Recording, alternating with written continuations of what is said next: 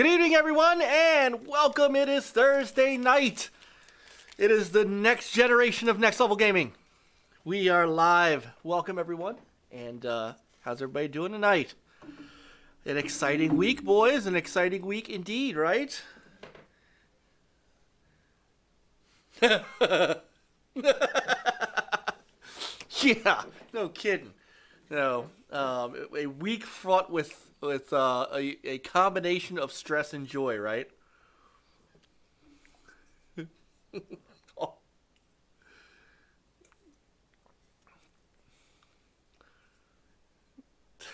Nice. In the same truck? Okay, well, at least it was that.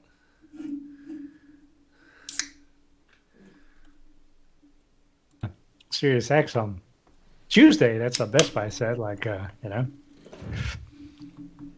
And then it was Tuesday, and then it became Wednesday. And I was like, it's still not Wednesday. It's going to be Thursday. But at least I got it. Yep, and they came at the same time on the same truck. Yeah. So That's. Man. I guess they're just as fast, right? Right. No, you should be able to hear everybody. Lance says, "Oh, can hello." only hear Mike. And they can only hear Mike, can't hear us. No, I Test, see the audio mixer going. Okay, Stinking Corpse said sound is good now. What's up, Stinky? And Hey, let's go. Jeff Rule and Lance Jennings, Go Game Go, and of course, Nice. Brother Garvey. And my friend Jeff from Go Game Go had a really cool Dreamcast show last night. If you guys haven't checked that out yet, do a search on YouTube for Go Game Go, subscribe to them, and check out the cool. Well, it was really funny. We did this Dreamcast show, and the first 30 minutes are most likely going to be people going, "What the hell are they doing?" YouTube was down for a half hour into our show. However, the show was still the show was still going on, so it recorded everything we talked about. It was kind of funny. Yeah, it was an enjoyable show. Once I could access it. Once you can see it.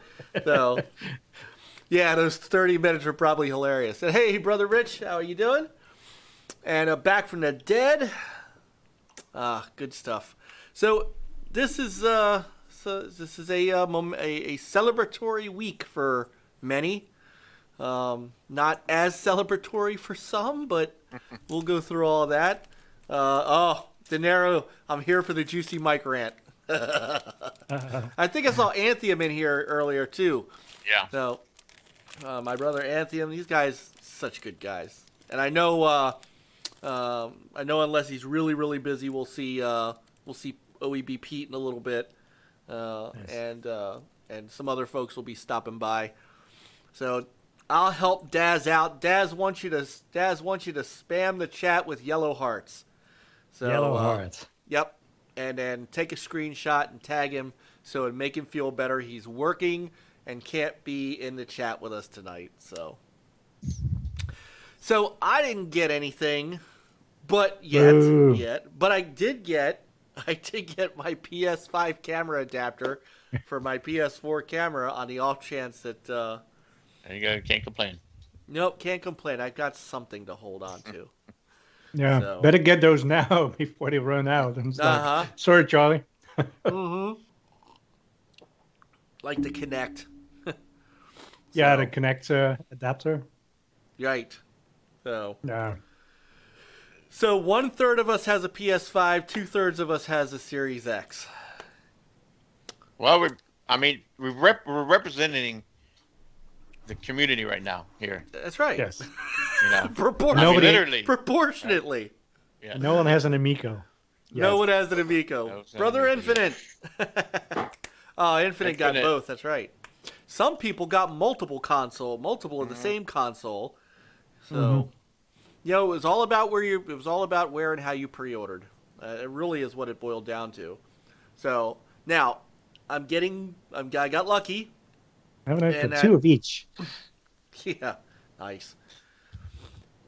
I got lucky in that our friend One Eye Jack as he is on Xbox Live, had pre-ordered one in each spot in case he couldn't get one from the other place, and decided to sell me his Amazon pre-order, and it went from launch day saying, or day before launch day, I think, saying, well, you'll get it before December 31st, to him DMing me at 11 o'clock this morning going, they shipped it. So it'll be here tomorrow. Hang on. That probably means a shipping label has been created.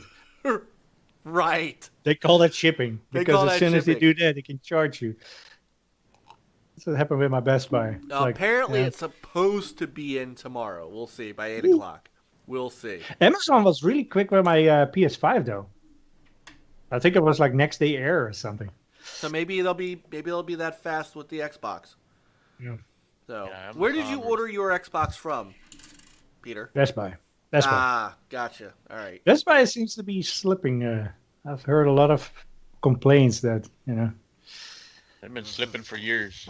Very true. Where'd you get your X from, Chris? Amazon. How did it come next day after they gave you the? No, I got it. I got it earlier than they said that originally. Oh, wow. Because it didn't. On Monday it still showed, that it was. They took my money Monday, and it was still showed, waiting. And then and then late at night it showed out for delivery. Estimated. It went from 8 p.m. to 9 p.m. I'm like, okay, well, as long as I have it by the time I get home from work. And I go to work, and then I get an email saying it'll be arriving about 6:30 to 8 a.m. I'm like, well, shit. Let me text the wife, make sure she's going to be up early enough to get that thing in. So luckily, when Amazon came and delivered at the door, the dog barked loud enough, and so the wife, got up. Nice. So thanks to my dog, kept my Series X safe. Yeah. Nice. Kept Yeah. it safe. And then I kind of the next day. That's why you saw me on it all day yesterday. If you didn't notice, I think that I did. So it stinks. don't tell my 'cause boss. I would never. Yeah, it does kind of stink because I had off yesterday. So Yeah, same. would have been great Like we all did. to dig in. So, but to be fair, I wasn't gonna get one until things turned on top. I gotta say, so I'm gonna get my Amico moment in here real quick. I have to say that Tommy's decision to postpone the launch looks better and better every day with all these issues going on. Just getting out the two big ones.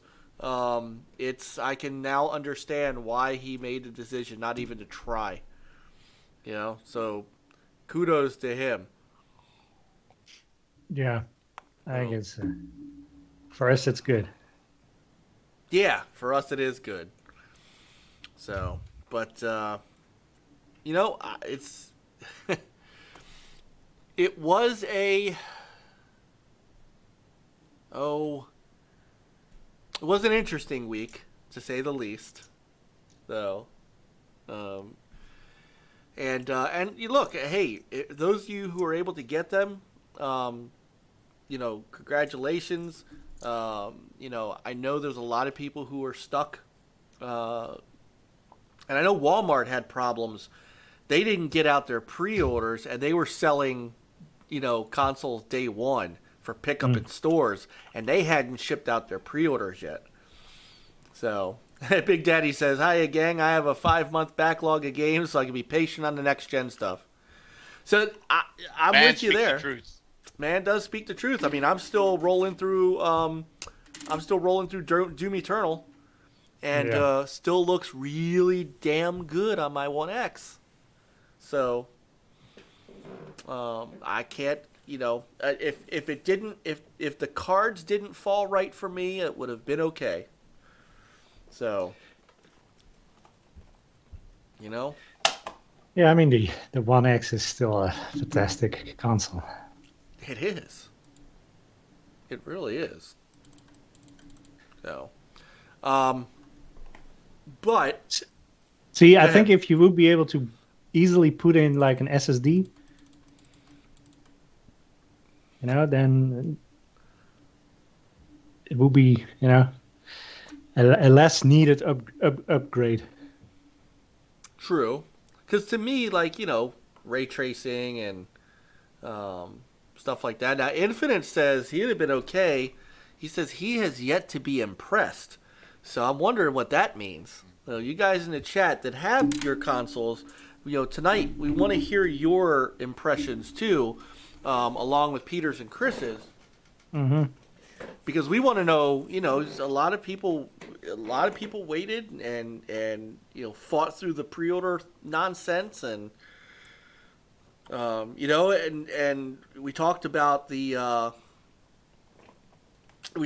reviews. A lot of people are really giving the PS5 some incredible reviews. And then depending on who you trust, so let's start with some impressions from you guys. Yeah, let's talk about the Xbox first, since that one got released first. And Yes. yeah, and then while we're talking about it, I'll refer to the PlayStation experience at the same time, so we have a comparison. But right off the bat, the box is nice. It's like opening up a treasure chest, and there it is. Like it's easy to open with like the steps. You don't have to get your pocket knife out to typically cut through these what do you call the plastic scotch taped Oh, right. stickers Like, to keep the box closed. like you're opening The up a Xbox kid's is very toy. very easy, and they have like Yeah. little tabs that are that are not stuck down, so it's easy to remove. And you open it, you open it up like a treasure chest, and there it is. Presentation is really good. Mm-hmm. Yeah, I agree. The box packaging and everything is nice. The box itself is nice. I mean, of course, everybody's seen it, and then Yeah, the way you open it, yeah, it's just nice. open it. Good Yeah, it's just real presentation. simple, so it's not too bad. And then what they had here they had the wires and the controller and all that. So Yeah. it was a clean setup, clean boxing. Clean boxing. Comparison to the PlayStation, it's granted I did not need my pocket knife, but you still it's a sticky thing, and it's just a less thought out boxing, but it gets the job done.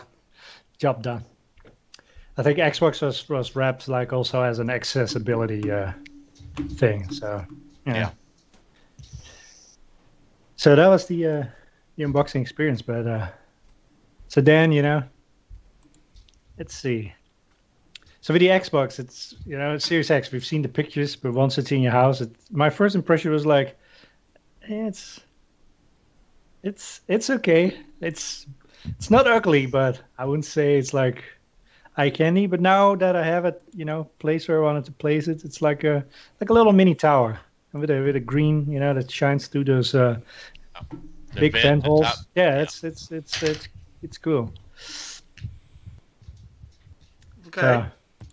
I've been measuring the temperature, putting my hand over it, and it's like it's barely any heat. I think my PC generates more heat in standby than this thing.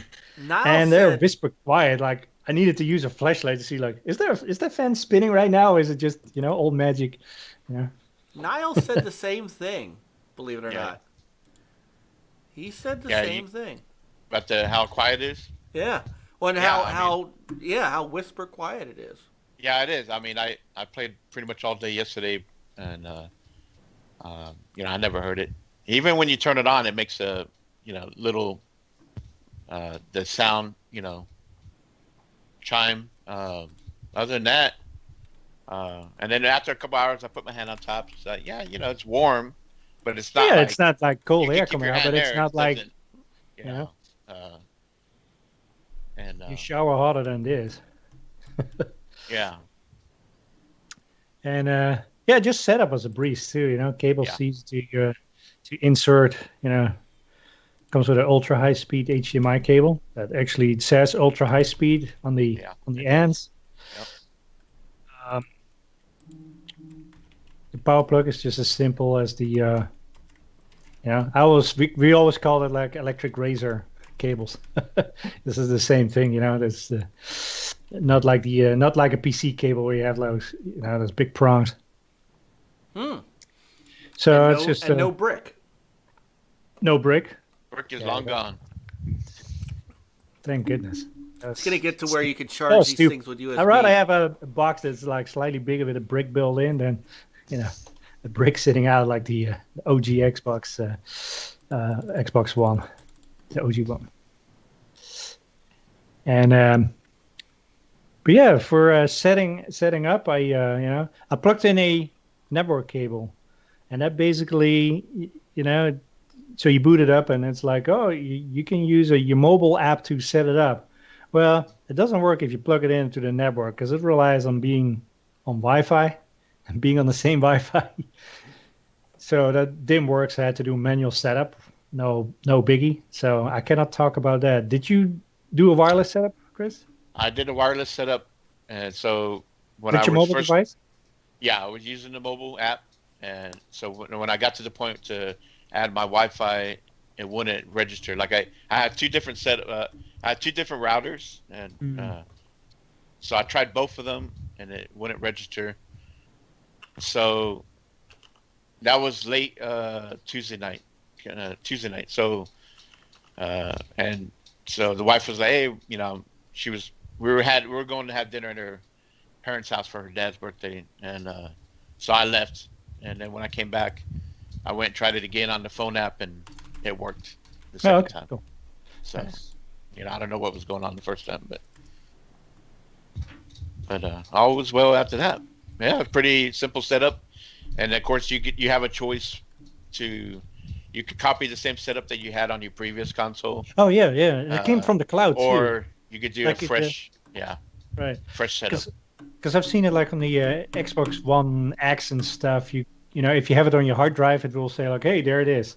Yeah. But this one actually used the one that was in the cloud, which was very nice because Yep. I set it up without anything attached. I thought, let's just get it going first, and then after it was all set up and firmware got updated, and came back from a reboot, I started plugging in like one drive at a time. First time I plugged it in, it didn't show up, so I had to unplug it and plug it back in, and then it magically showed up, and so that was all good. And then I added my other two as well as my headset. All was well. Yeah, like Pixel Bits, it lets you choose from which other console. Like I have one in the living room and one in my daughter's room, and it asks you which one you want to.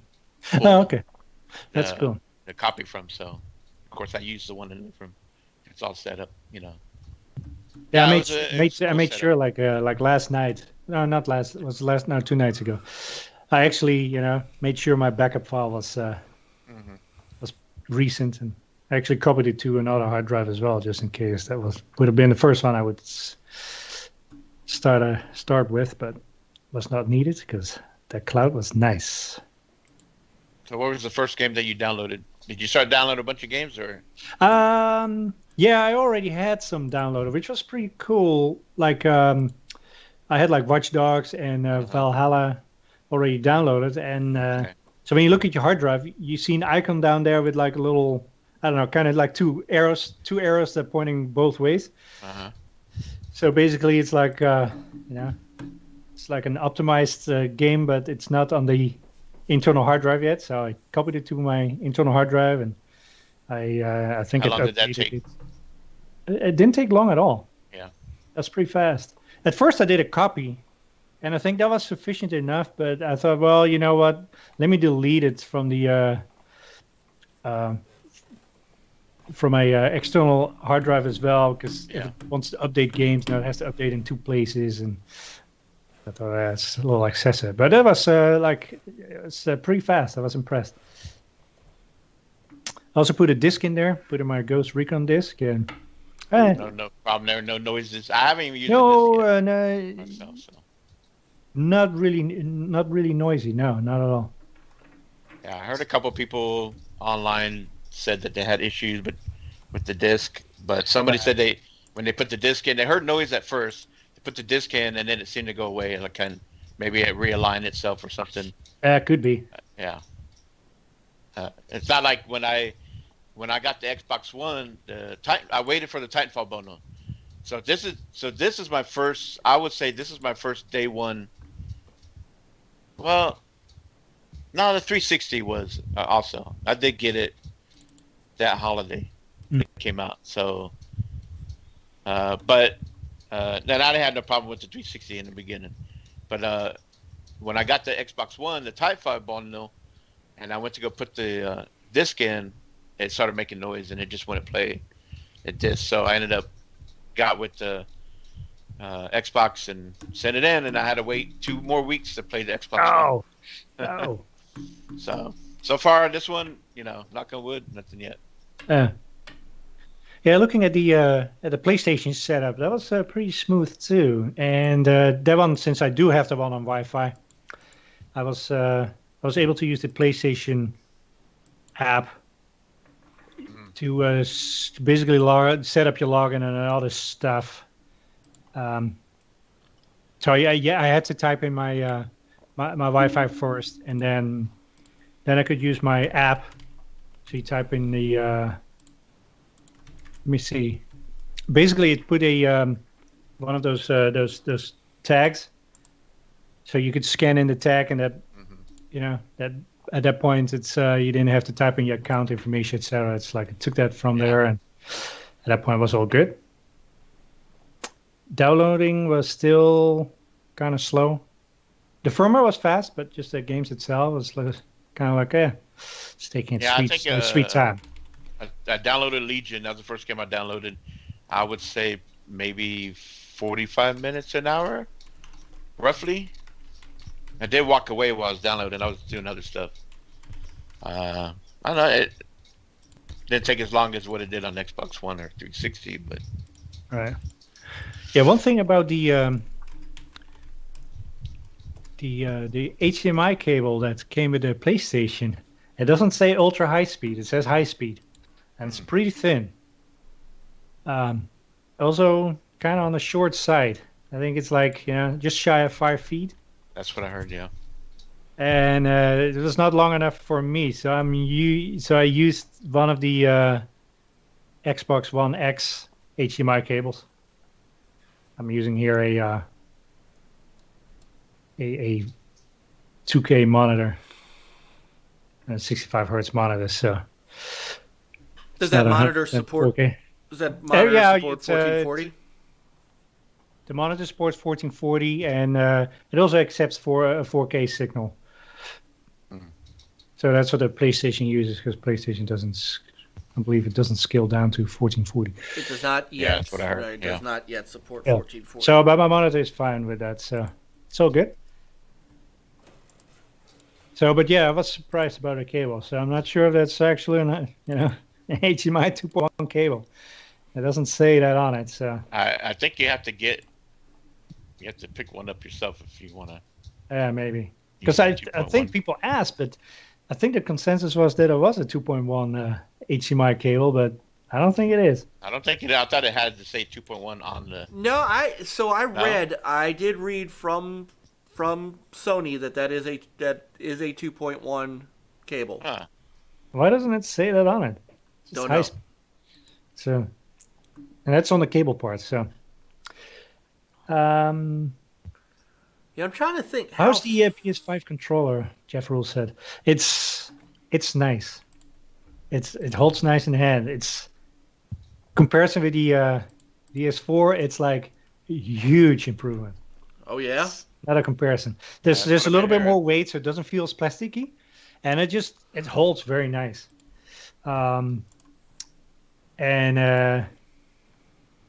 the new Xbox Series control is nice too. It is It's nice. the triggers are not as sharp at the corners, which I like. I Yeah. hate it with the in my Elite. They're kind of sharp, and the way I hold it, sometimes it kind of like kind of irritates a little bit. Form factor, I think it might be slightly smaller. I don't know. I don't like the Maybe angle just angle slightly. as yeah. I don't like the angle on the Xbox controllers of the corners. It's the way it's also everybody's different. It's just the way I'm holding it and holding it more by the corners, and it kind of cuts in. PlayStation controller is very nice. The buttons and the D-pad on the PlayStation controller feels a little bit more spongy. Maybe I don't know if that's the right word. What I liked about the DS4 is like they feel very direct. Like when you press it, it's like the travel distance between like putting your finger on there and actually pressing it is like very short. This one I think is just as short. It feels different. And with the Xbox controllers, it's like the travel distance. I feel like it's like feels like the distance is too large between like putting your finger on there and actually pressing getting a registered press. Okay. But yeah, the controller is nice. I played a little bit of the oh crap, I forgot the game's name. The Astro. Astro Room. So basically, it's a good demo for displaying what that controller can do, and it's nice. All the the features and the triggers that they kind of like put resistance behind it. It's nice to try it out. I don't know how practical it is, like an actual like FPS game, first person shooter. Don't know. That's the only game that I really played because I got the console just today, so. We'll see as time goes by, but it holds. Yeah, like Denero's saying he wonders how, first party is going to support a lot of those features right on the controller, but how third party will. I'm sure some will. I guess. I think the new Call of Duty will too. I think Dirt 5 gun does. Yeah. Yeah. Oh. Yeah, so that'd be interesting how that works out. I mean, if it's not something that's hard for devs to optimize with, utilize, then it'd be no big deal to add those features. But it's nice they added something new. It's like Yeah, hey. yeah. Oh, one thing about the Xbox controller is the the share button. It's like finally. Yeah. I like this spot too where it is. It's just straight in the middle. It's raised. It's always what I didn't like about the PlayStation controller. Is like the share button it's kind of like sunk in. The new one, I don't know. I haven't used it too much. I think it's a little higher, but it's still kind of on the side, so you kind of have to hunt for it. But On the share button on the DS5, is they called DS5 now? Or whatever, they're just they're They're just calling it the DualSense. the duals. It's the same, Yeah. right? DS. Well, yes, but it was. Well, I know that the other one is DualShock. DualShock, right? But it's Dual still Shock, DS. Dual Sense. DualSense. Okay.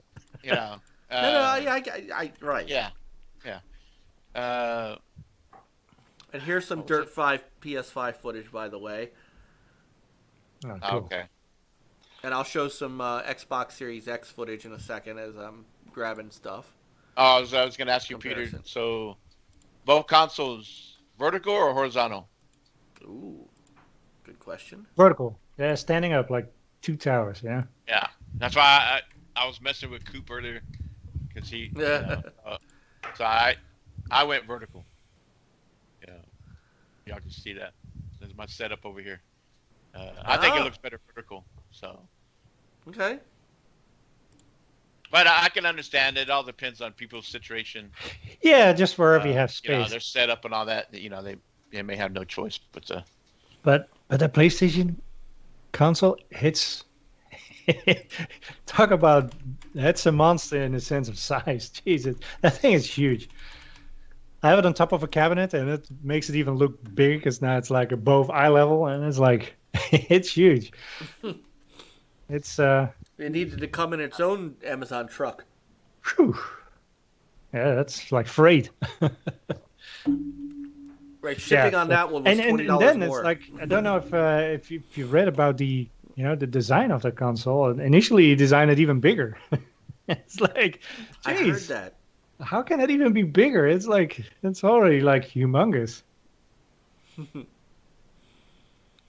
know, and with the dual sense, you gotta think that for the most part, first party always defines your console, right?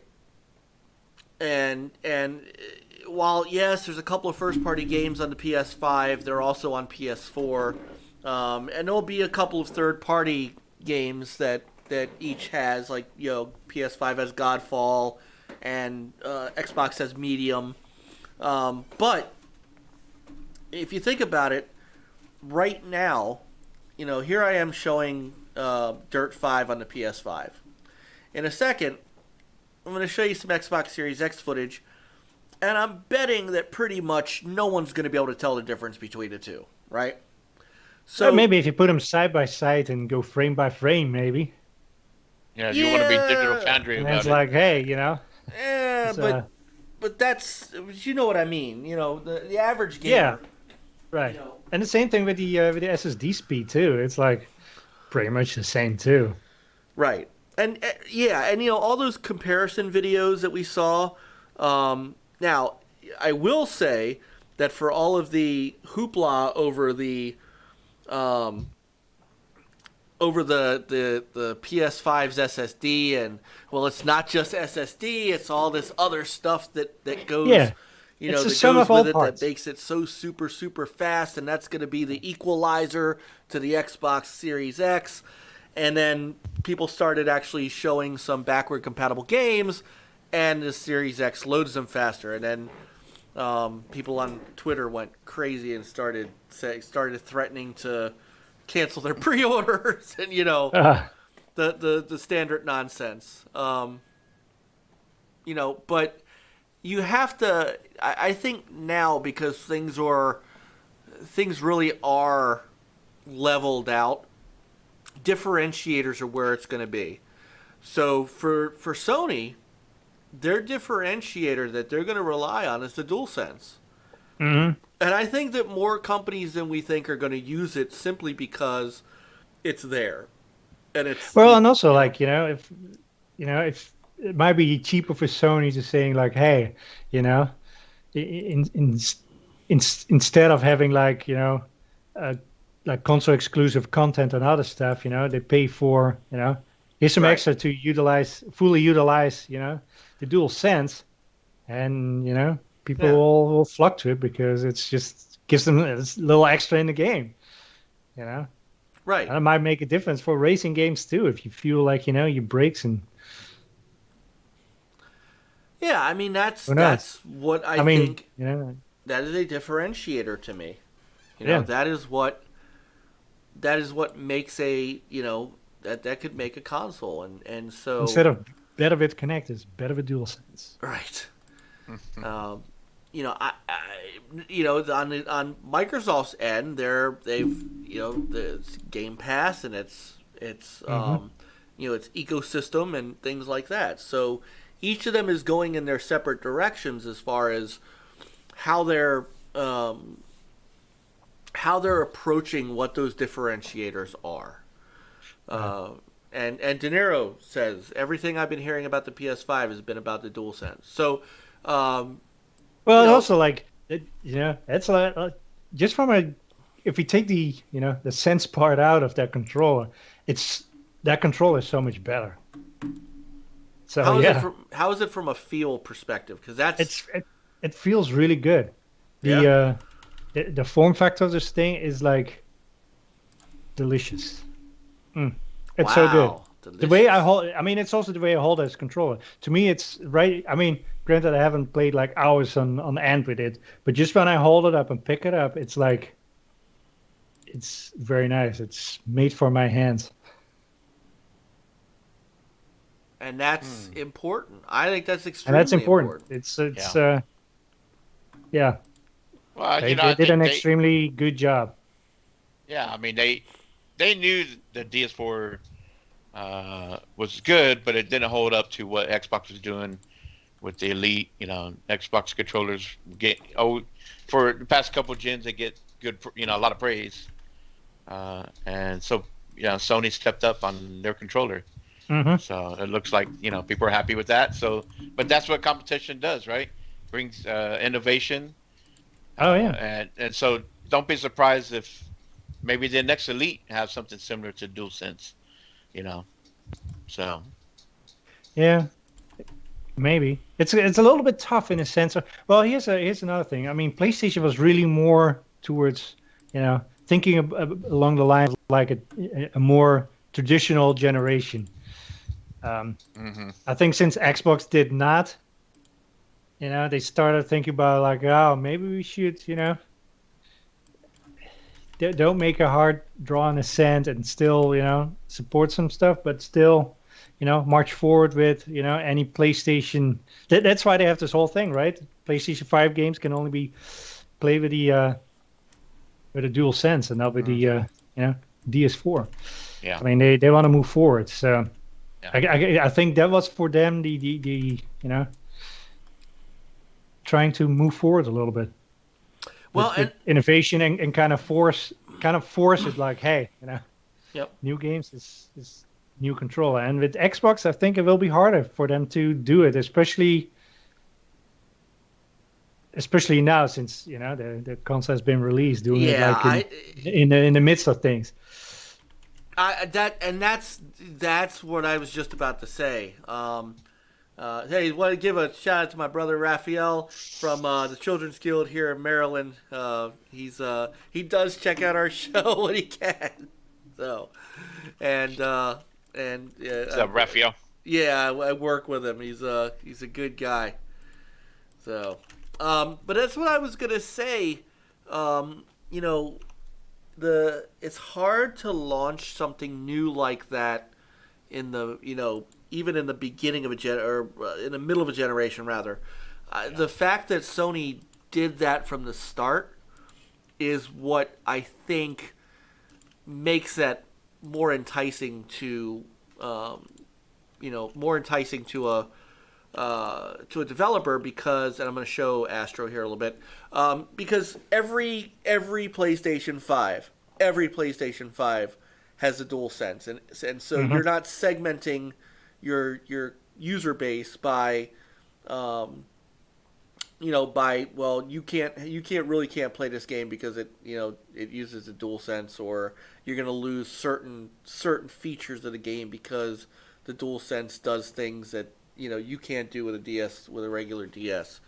So, and that was what ultimately to me killed off Kinect when they took it out of the box, because when you made sure that not every Xbox One came with a Kinect, you lost the desire to program for it for a segmented audience.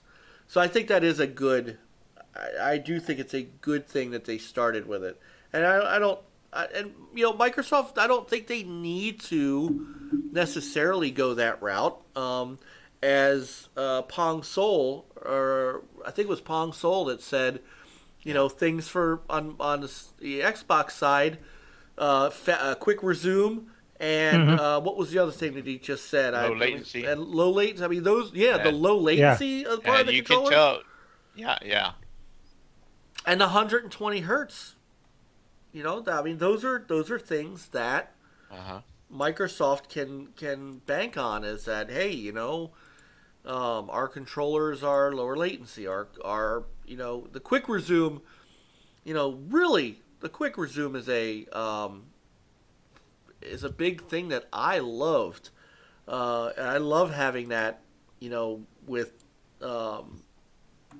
with the Xbox One and One X, when I turn my console back on, I pop right back into Doom Eternal. But what if I want to take a break from Doom Eternal, go play something else, come back to Doom Eternal. I love the fact that I can go back and forth with that quick resume that way. Yeah, that's definitely a cool feature. Still need to check it out. But that's I've definitely cool. Did it a couple times. Yeah. And it is nice. I mean, it just boom, loading, very quick. I mean, because I was playing Watch Dogs on the One X, so that's why I wanted to do that so I could see the difference, And right away, the loading was quick. As soon as the game loaded, I started up. Boom, I was already in. Exactly where I left off from the One X. What do you think about going back to Watch Dogs? Like, I just arrived in the city in London. I'm on a pan. It's like the frame rate is so Yankee. Like, it's like, so sometimes you play a game and it's like, even though it's 30 FPS, it's still kind of smooth. This one seems like very, I don't know. Kind of wish it was more towards 60, I think. The Series X is not 60? 4K 60? For Watch Dogs, no, it's 4K 30. 4K 30 with ray tracing. Ray tracing, yeah. Yeah. You can see the ray tracing. Yeah, I mean, so it definitely looks very cool. Yeah, there is a difference. Yeah, graphical and. Yeah. Watch Dogs Legions, like the beginning and stuff. I felt like I was playing a Bond movie. Yeah, that was it's cool. so cool. It's really cool. It's like, I think so far it's the best Watch Dogs beginning. It's like, after playing like 2 minutes, it's like, oh, I really want to, continue that game. Watch Dogs 2 was a major letdown. I couldn't be bothered. I never even played it. Don't bother. Watch Dogs 2. You will hate those characters even more than I do. Yeah, you won't like the characters, but it's cool running around the city, just seeing San Francisco, the landmarks, and completing the missions were fun. But after a while, it got too easy to where you could just call police, you could call the gang members, they go do the work for you, and then you just swoop in and do what you got to do, right? But I will say, Legion so far, the AI. Do make it a little bit more difficult. I play on normal, so I play on normal with permadeath. Yeah. See, I didn't do permadeath this time around. Maybe I'll do it later, but the thing is, like, they say if you enable it now, in the menu you can disable it, but once you start it up as disabled, you cannot enable it. Which makes sense. If I go back and replay, maybe I can, do another. One little quick going back to Punk Sol with VR, I haven't noticed any issues with frame rate. I'm not saying that the frame rate dips. It's just, when you watch like a movie and there's like 24 frames per second where it seems kind of like, a little jerky. The pacing, the frame pacing.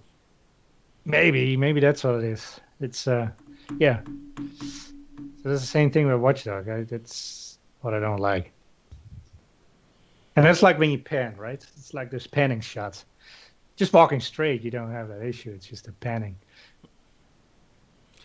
So Pixel Bit wants to know about the auto HDR. Have you noticed? Have you been able to? I haven't played any games that needed that yet, because I just got my system up and running. So that is true. Did you try that, Chris? Did you try any BC games with auto HDR and stuff? No, not yet. One thing that I did, I made a mistake when I first hooked up the Series X, is that I hooked it up through my capture card first, right? And so I hook it up, and I'm going through, and I'm like, it still look good, the setup. And then I go and check the settings, and I go to, where it shows your TV.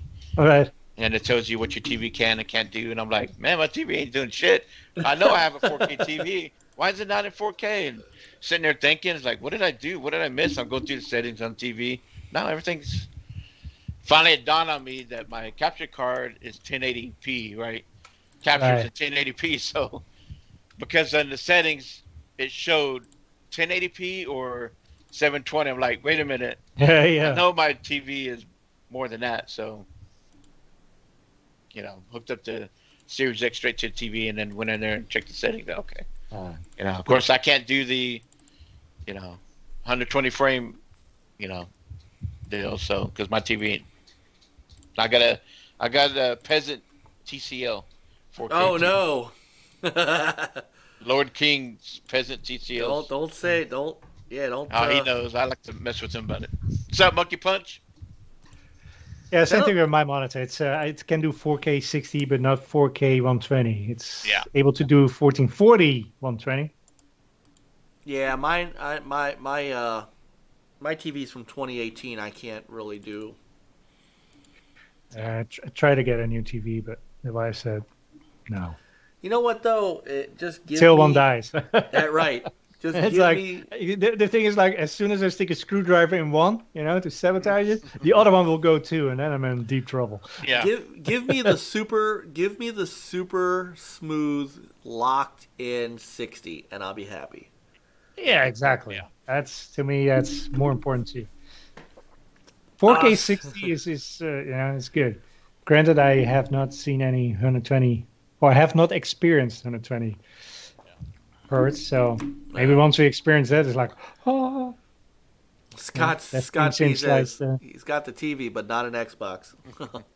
Well, I mean, let's step back a little bit and go to, we see what everybody's experienced trying to pre-order and all that. So, Mike, you represent those gamers out there that just cannot have any luck getting a Xbox or a PS5, and this is why you don't have either right now. Right, and if it wasn't for the fact that I know when I jack on Xbox, if it wasn't for that fact, I might still be. So,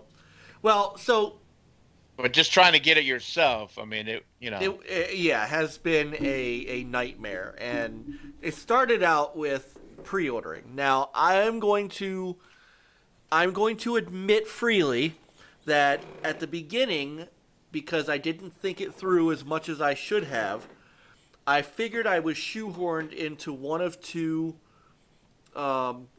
places that I could get it from, because as I had said, I had gift cards, and so I could do Amazon or I could do Target. If I knew then what I know now, and the conversations I had with my wife, I probably would have taken a shot at Best Buy or Walmart as well, and just tried to get it from somewhere. But even then, when the pre-orders opened up, who would have thought for a moment, number one, that Amazon, being the biggest non-box retailer, and honestly, it's probably the biggest retailer on the planet right now, globally, would have so much... In the Western Hemisphere. In the Western Hemisphere, at least. Yeah. Who would have thought that they would have had that many issues or had gotten such small stock that they wouldn't have been able to cover pre-orders? Yeah. See, one thing we don't know what the demand was. Also, like even the Amazon side, it just crashed, It didn't, I kept errors and other stuff. And, is it because bots are trying as well, Yeah, here's another picture of... I don't know, Here's another picture of an Amazon dog, Yeah, exactly. Right? Well, and as it turns out, if you go on Amazon now and you go to the, buying choices, you can get one for $1,600. Yeah, exactly. And those people deserve a special place in hell, by the way. Yeah.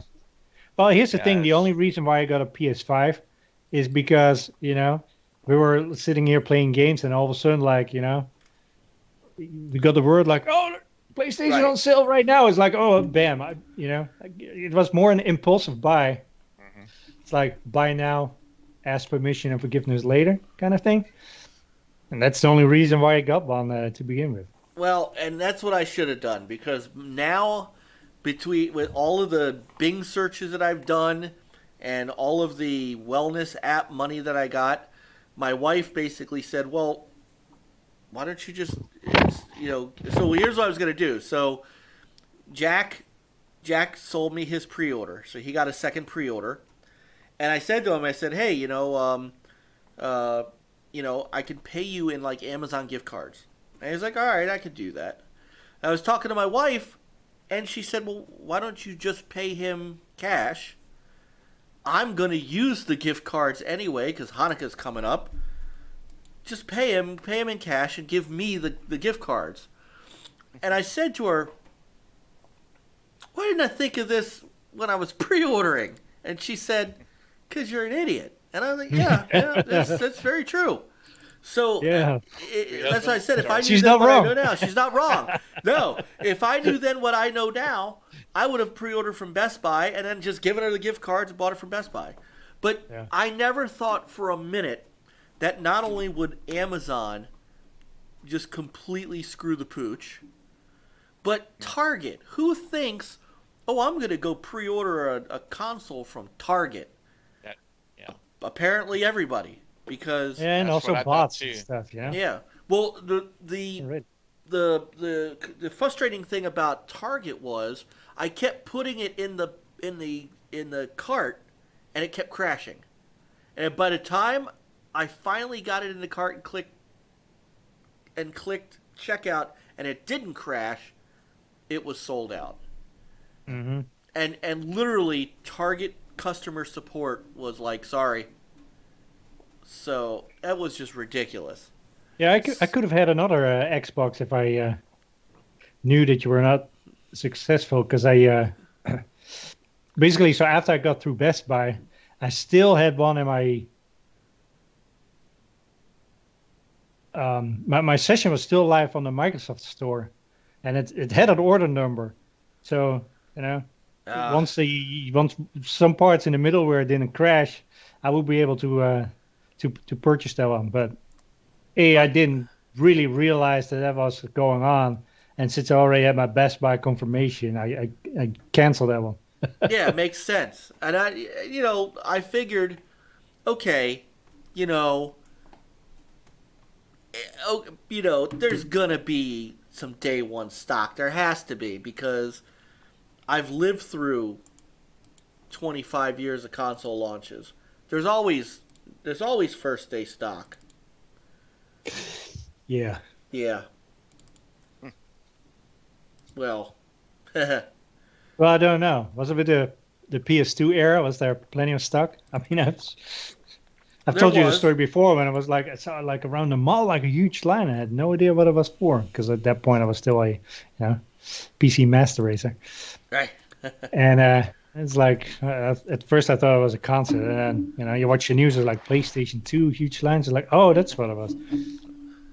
So launch day comes, and I'm like, all right. I'm gonna, I heard, GameStop said, hey, we're gonna have some stuff on our site the night before, and then we'll have limited stock in our stores. And then Walmart had, it was supposedly at midnight and all that stuff. So I look on GameStop, and I'm like, and the only thing, and Newegg was selling them too. Mm-hmm. So I go on Newegg, and I'm like, why can't I? Here it is. Why can't it says it's available? Why can't I click? And why won't it go into my cart? Well, it turns out with Newegg and GameStop, it was bundle only, and these bundles were like $800 and $900. Dang. Yeah. What was all in the bundle? I assume an extra controller? Extra controller, games, all kinds of stuff. 3 months of Game Pass, probably. Right. MSRP price, Yeah. So I'm like, well, screw that. I'm just gonna, I'm gonna, I'm gonna go around. Wait, De Niro, I'm getting to the angry part. So I called. GameStop, and I said, seriously, before I come in and try to even think about camping out, even though Microsoft and Sony say don't do it, are you getting any of these limited stock tomorrow? And the woman said to me, I'm not allowed to tell you. And I said, that's horse crap. How could you not tell me? Pete said Mike's ready, time to eat, and then Mike will be done. So I'm like, all right. So in the meantime, I wake up in the morning, and my wife says, did you find one? I'm like, nope. Because Target was late and then sold out. And then Walmart never put theirs up for sale. And so she's like, all right, well, I called a couple places already, and there might be a couple at like. So she went out at like 7:30 in the morning. My wife, and she went hunting, and could not find it. I came back, and I went to. I had to go to a client for work, and on the way to the client is a GameStop. I drive by the GameStop. I don't even bother to get out of the van. Because you can see the picture says they had 4, and there was a line of 12. So I'm like, nope, I'm not even gonna bother. So then, I think it was Ivan, Anchorman, and you at the same time hit me up and said they're going on sale at Walmart at noon. I'm like, all right. I called my wife. My wife was like, I already heard. I'm all over it. I bet she's sitting at her desk hitting refresh from 11:59 on, right? She said, there's this countdown clock. I said, okay. This is where it gets angering. So I didn't hear from her, and I'm driving home from my client. It's 12:15, 12:30. I walk in the door, and my wife has this look on her face like someone someone had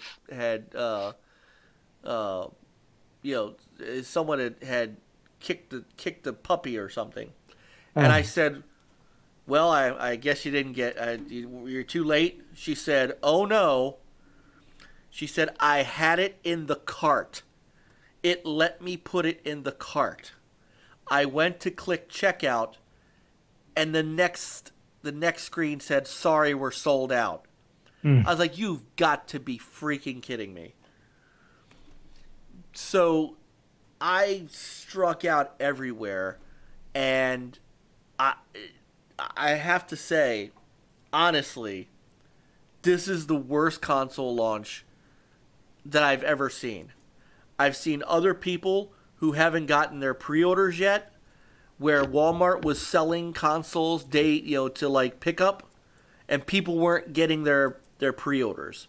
I've seen things about the PS5 today where some people were on track, and then they got an email saying that their pre-order was canceled. I got lucky with what I jacked because he got the email the day before from Amazon that said your pre-order it might come in before December 31st, and which is why I started looking around. I'm like, well, I'm not getting one. And then he texted me or he DM'd me on Twitter this morning at 11 o'clock. He said, Mike, it's shipping. I'm like, what?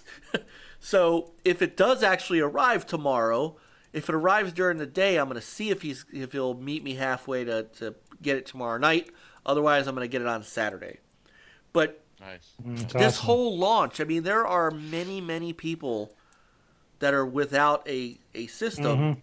And here's what bothers me about it. And I know people have said, well, COVID. But you know what?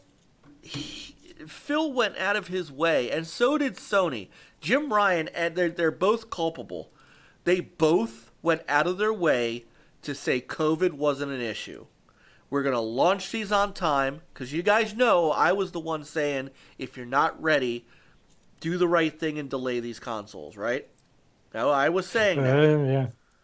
So, I was saying that on launch day, too. I was so ticked off that I was like, if they didn't have what they needed to fulfill their stock, don't launch it and then leave a bunch of people out in the dark. That's a Nintendo move. Don't do that. Make sure you have enough stock for everyone. Oh, maybe they thought they did. Maybe they thought they did. So I'm going to bring you up. So I don't know about maybe that, but you keep going. I don't think so, but keep going. Again, all I can go on is what they are saying. And what they said was COVID was not an issue. That they were going to have, PlayStation, Sony claimed they were going to have 5 million ready at launch. Yeah, know? but that's worldwide, right? I Yeah, mean, that's worldwide, but they're not I don't, shipping. They're not shipping a million of them to Sri Lanka. no. They're. Yeah, I mean, This is the U.S. would biggest be the bigger market. market, and This is the biggest market, Japan. Yeah. and so I'm going to show you this. So this is Phil. Phil tweeted out yesterday that in 24 hours, more consoles sold in more countries than ever before. So he had actually told, I want to say, if he didn't tell Eurogamer, I forgot who he told, that this was the best-selling Xbox launch in history. Mm-hmm. Now, the Xbox One sold 1 million consoles. The original Xbox One in 2013 sold 1 million consoles in 24 hours. That means that somewhere along the lines, Microsoft sold over 1 million consoles in 24 hours, including pre-orders and the day one whatever stock they had. So, I kind of get, there's a part of me that says, all right, shame on me for not exactly. The other thing too, which was uncool to me, if I'm being honest, and is and I'm gonna look it up real quick, is that Phil also, tweeted out ye olde palette. Oh look, Mike Micah, our friend Mike Micah from Other Ocean, he just literally tweeted 49 minutes ago, I struck out all day on the PS5, I'm throwing in the towel. It's like even he can't get one, and he's a freaking developer. Yeah. But I'm sure he's got an Amico though. Yeah. I bet he does. So, YouTube personalities sure got theirs. But, folks who want to, folks got left out in the cold on this. And, here, I'm going to, let me save this picture real quick because he tweeted out,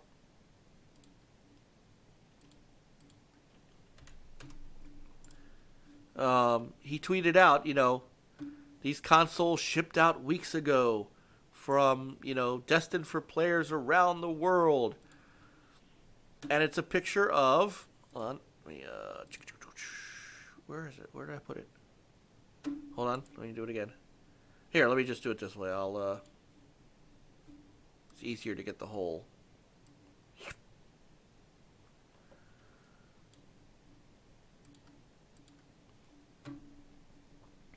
Here we go.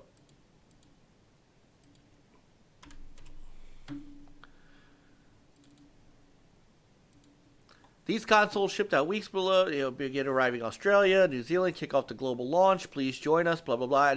And here's a picture of pallets. And we make fun of people who typically post pictures of pallets, but not this time. And I jokingly said in response, I hope there's one in there for me. That's what you get. Yeah. Being sarcastic about it. Yeah. You got your hope up, sir. Yeah. Let's say, Frankie, oh my God, when is the show going to start? In an hour. So yeah, I mean, Show will start once you get your Xbox. Yeah. So thanks. I gotta say, I gotta thank him. Hopefully, I'll thank him proper when I get it. But, I want to thank his name on YouTube is Jason. But I want to thank him because he could have canceled his pre-order, and that would have been that. But he held on to it, or keep it and sell for a profit. Exactly, sell it for a profit, and he's not doing that. He's selling it to me at cost, and that is awesome. So, but just this is I guess a lot of people took this as an unnecessary You know, That Frank Coop. hey Coop. But that was on November 9th, right? Yes, So yeah, not 2 days before launch. Well, You know. no, just because you see a bunch of crates there, a bunch of doesn't mean that there's enough for everybody that pre-ordered or wanted to pre-order. I mean, it's whatever. They sold over 1 million. I mean, I guess it's even with COVID, like you're saying, they still seem like they still produced enough for launch. But even on Xbox One, not everybody got a pre-order for Xbox One either, right? On day one, not a, I didn't try to get a day one Xbox One, so but Yeah, I had I a don't, day one Xbox One. yeah. So I don't remember. I can't recall anybody complaining about they couldn't get them in store during the holiday and all that. No, I Or think that's they probably didn't have as much trouble, you know, dealing with all that. but I think a PS4 was harder to get. That was sold out for quite some time and hard to get. Yeah. Yeah. Well, and it's not so much getting it or not getting it. I mean, there's I'm very happy right now still playing on my One X. It was just the exercise of it. I've never seen it this difficult for a mass amount of people to get a console, especially one on launch. And if they had to have known their pre-order numbers by the time they got to coming up to launch. They had to have known because retailers have to tell them how many they need. So they've got to have known. I don't know if the say a retailer gets a lot of I don't know 20,000 consoles and they sell I don't know how if they're aware that they're sold 30,000 and 10,000 people have to be said like, hey, sorry, Charlie. I don't know if Xbox knows. I don't know. Or just be upfront. Just say, hey, look, we've got more demand than we know what to do with. I mean, they could have said that too. Yeah. Yeah, and I think this it all boils down to I'm in IT, and what I've learned being in IT is, especially with my clients, the biggest thing, we can't fix everything right away, right? We, sometimes got to work at stuff. But the thing that we've learned to do is communicate with our clients. Communication with the customer is key. And if he had that up front to where he said, look, we've seen unprecedented demand. We're going to outsell every other Xbox console. We know that there are some people that are not going to get it at launch. We apologize, and we are going to work as fast as we can to get that stock ready hopefully by holiday.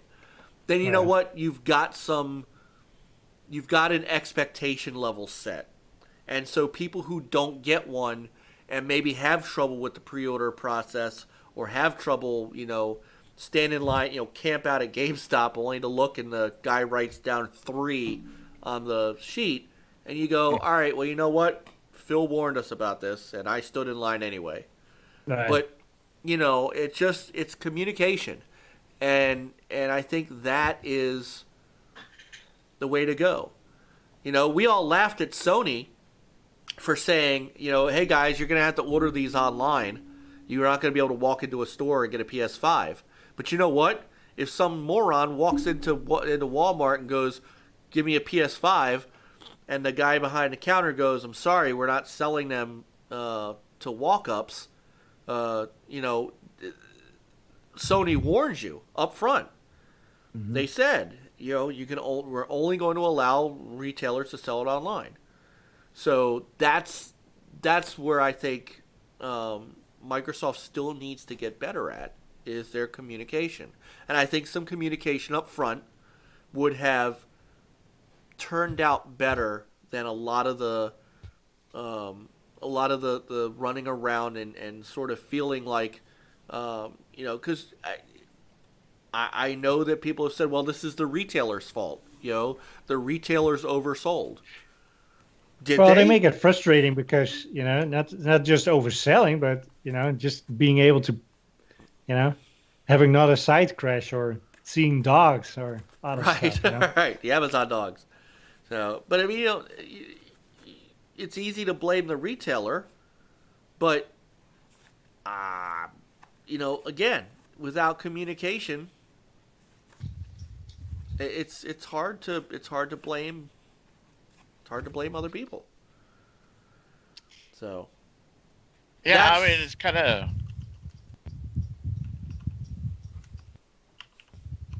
It's kind of hard to really. I mean, I can't fully understand all that as far as logistics with the marketing and all that. Production. I can understand more of the production side of it. Sure. I mean, you're only limited to what you can do. Absolutely. How many people you have producing, hours they put in, your supply and all that. Because, we talked to Tommy. He's had some issues with production, right? Supplies and all that. So one big reason why they had to delay the Amico. I'm sure a lot of these Xboxes were being made in China, and the PS5s. So I'm sure there was some slowdown there for a little bit during the year. I'm sure they were able to pick things up here these last few months for launch. I don't know how Phil's able to control how everything gets done on the retail side of it. I mean, yeah, they could communicate with these retailers and say, because when everything starts, as far as you got to get a pre-order in, right? So that all starts on the retail side, and we all had trouble just trying to get a pre-order in, right? So some of us got lucky. I got lucky because somehow I decided, like you, I started with Target thinking the same thing, and I was going back and forth from most of them and no luck, and I saw that Amazon just wasn't doing anything, and then all of a sudden I was about to give up, said, let me try Amazon one more time, and then all of a sudden it's there. So I got lucky. So I think on that end itself, just the retail sites were they can't handle all that. Gaming has gone up big time as far as making a lot of money during this pandemic. There's more people at home, more people are gaming. And as far as, when you come out and say, all right, pre-orders are going to be this day, it just caused a crazy load on the sites. So yeah. I think that OEB got his in a drugstore, by the way, and he's not wrong. He told me that story. Yeah, they're vaping, doing drugs, That's where you get them at a drugstore. That's right. Oh, yeah. By the way, this was fantastic. Sorry, I got to show this. This is a real tweet from yesterday. We can't believe we have to say this. Please do not blow vape smoke into your Xbox Series X. I mean, that's why these are the same people that ate Tide Pods. Yep. Yeah. Lord have mercy. Oh, another thing was about the ping pong ball that could be suspended in the air. That's false. Yes, right. Don't do that. It would have been cool, but it's false. Yeah. So we had a nice. Speaking of Jim Ryan, we did have a nice blog post from him. I wish this was a little bit bigger, but he put a thank you note on the PlayStation blog for all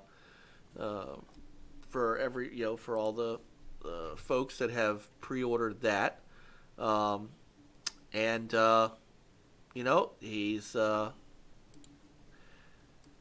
for all intents and purposes, he's got some good reviews behind him. Especially if you're Bloomberg News. When did Bloomberg hire actual console warrior fanboys to write for them? I don't know. What trash. Anyway, I think they needed clicks for revenue, so I guess that's one way to do it. yeah, Mike Bloomberg doesn't pay his people very well, I guess. So now, the other thing too is that this is what was interesting about what the PS5 did is they're the ones this time around that staggered their launch. So today is North America, Japan, Mexico, Australia, New Zealand, and South Korea. But the rest of the world, which would include the Europe, Germany, France, all of the big Sony markets, the 19th. So a whole week away. Yeah. So what do you do? It's like, you're in low on stock or no stock where it's already released. And now you have to, do it for the rest of the world. Well, you have to think that some of that stock maybe went there. Didn't they, wasn't there an article about like in Poland they don't get any stock? Because there was a batch with faulty motherboard. Ooh, I didn't see that. Wow. So all the pre-orders in Poland, they got canceled. Oh, Atari Creep snuck in. Hey, Chris, how you doing? So, and Fun Speculation just popped in. So, appreciate everybody jumping in. Appreciate you guys. Always. This is our good crew, man. This is our good chat room. Mm-hmm. So many good people in the chat room. And even Garvey. Garvey's still here. So, we see too that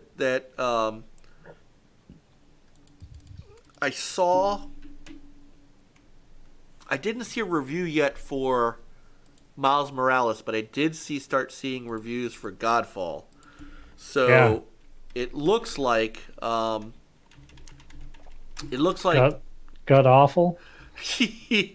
Yeah, it's sitting at 62 right now. Oof. Yeah. I mean, it's I don't know. I didn't read any of the reviews. It's always I haven't either. It's always sad, when a game Well, doesn't get reviewed very well. I don't know what the issues are or were. Or Yeah, I'd rather wait till I see Pete do a review, some gameplay. I saw Buddy Tone and Twitter. He said he liked it. He said it's a typical hack and slash grind fest. I mean, but if you enjoy those games, if it's fun, it's good for you. It doesn't matter what the reviews are. So what was the negativity, in those reviews? Anything let's see. Now it's not because it's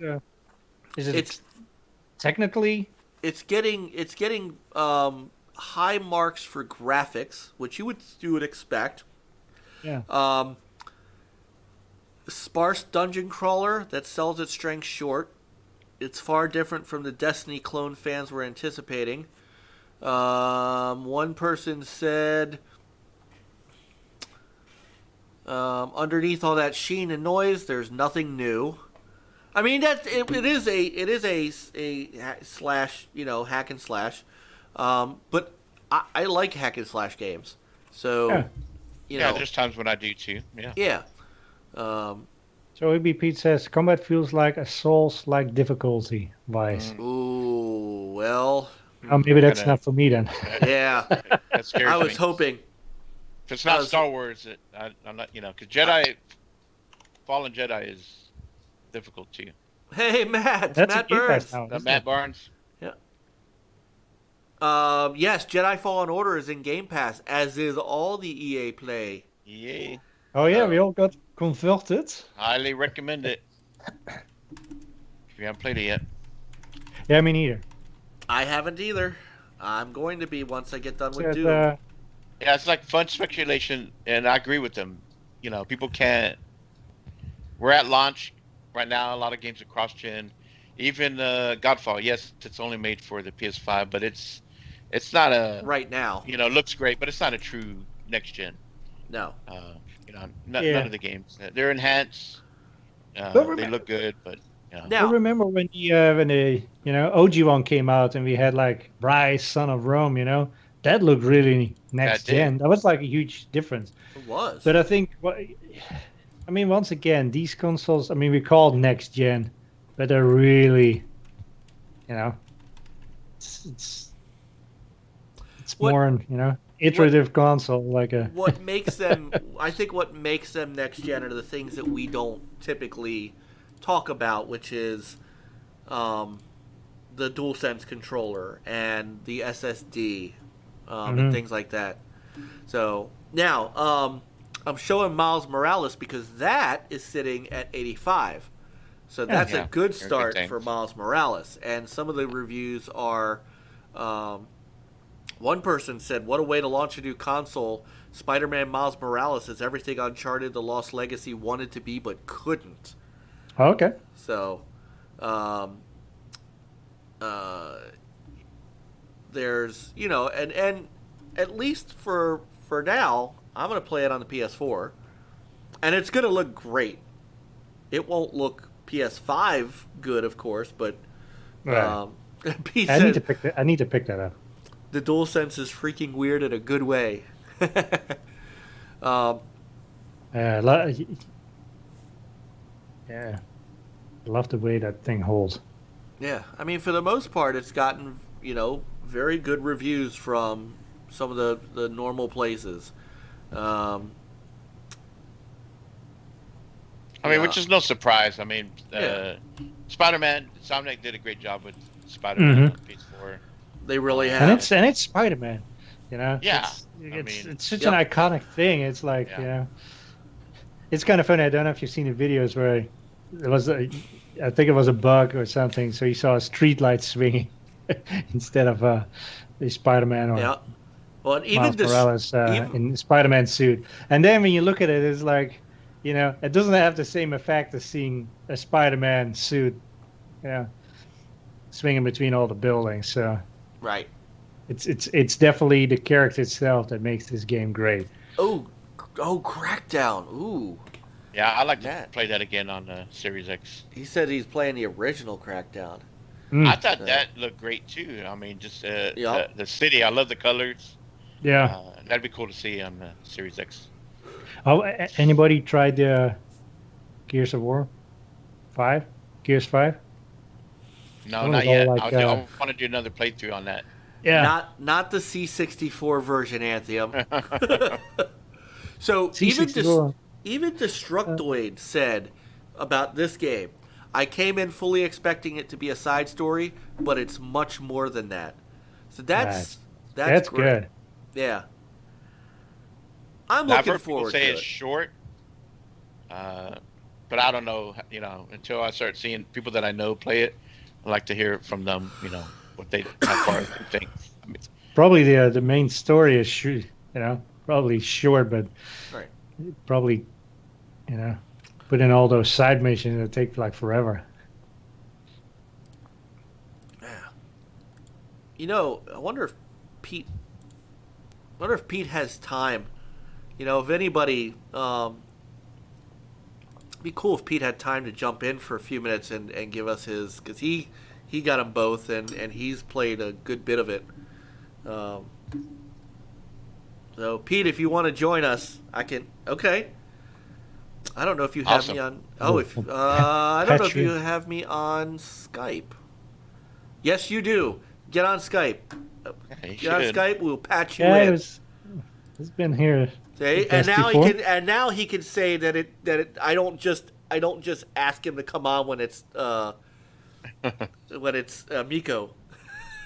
Yeah. So, all right. Let me fire up the guest. Let me fire up the guest side. Yeah, here. It says Gears 5 looks incredible. I want to play Gears 5 again. Yeah. Also the multiplayer too. Halo It's 5. like it's.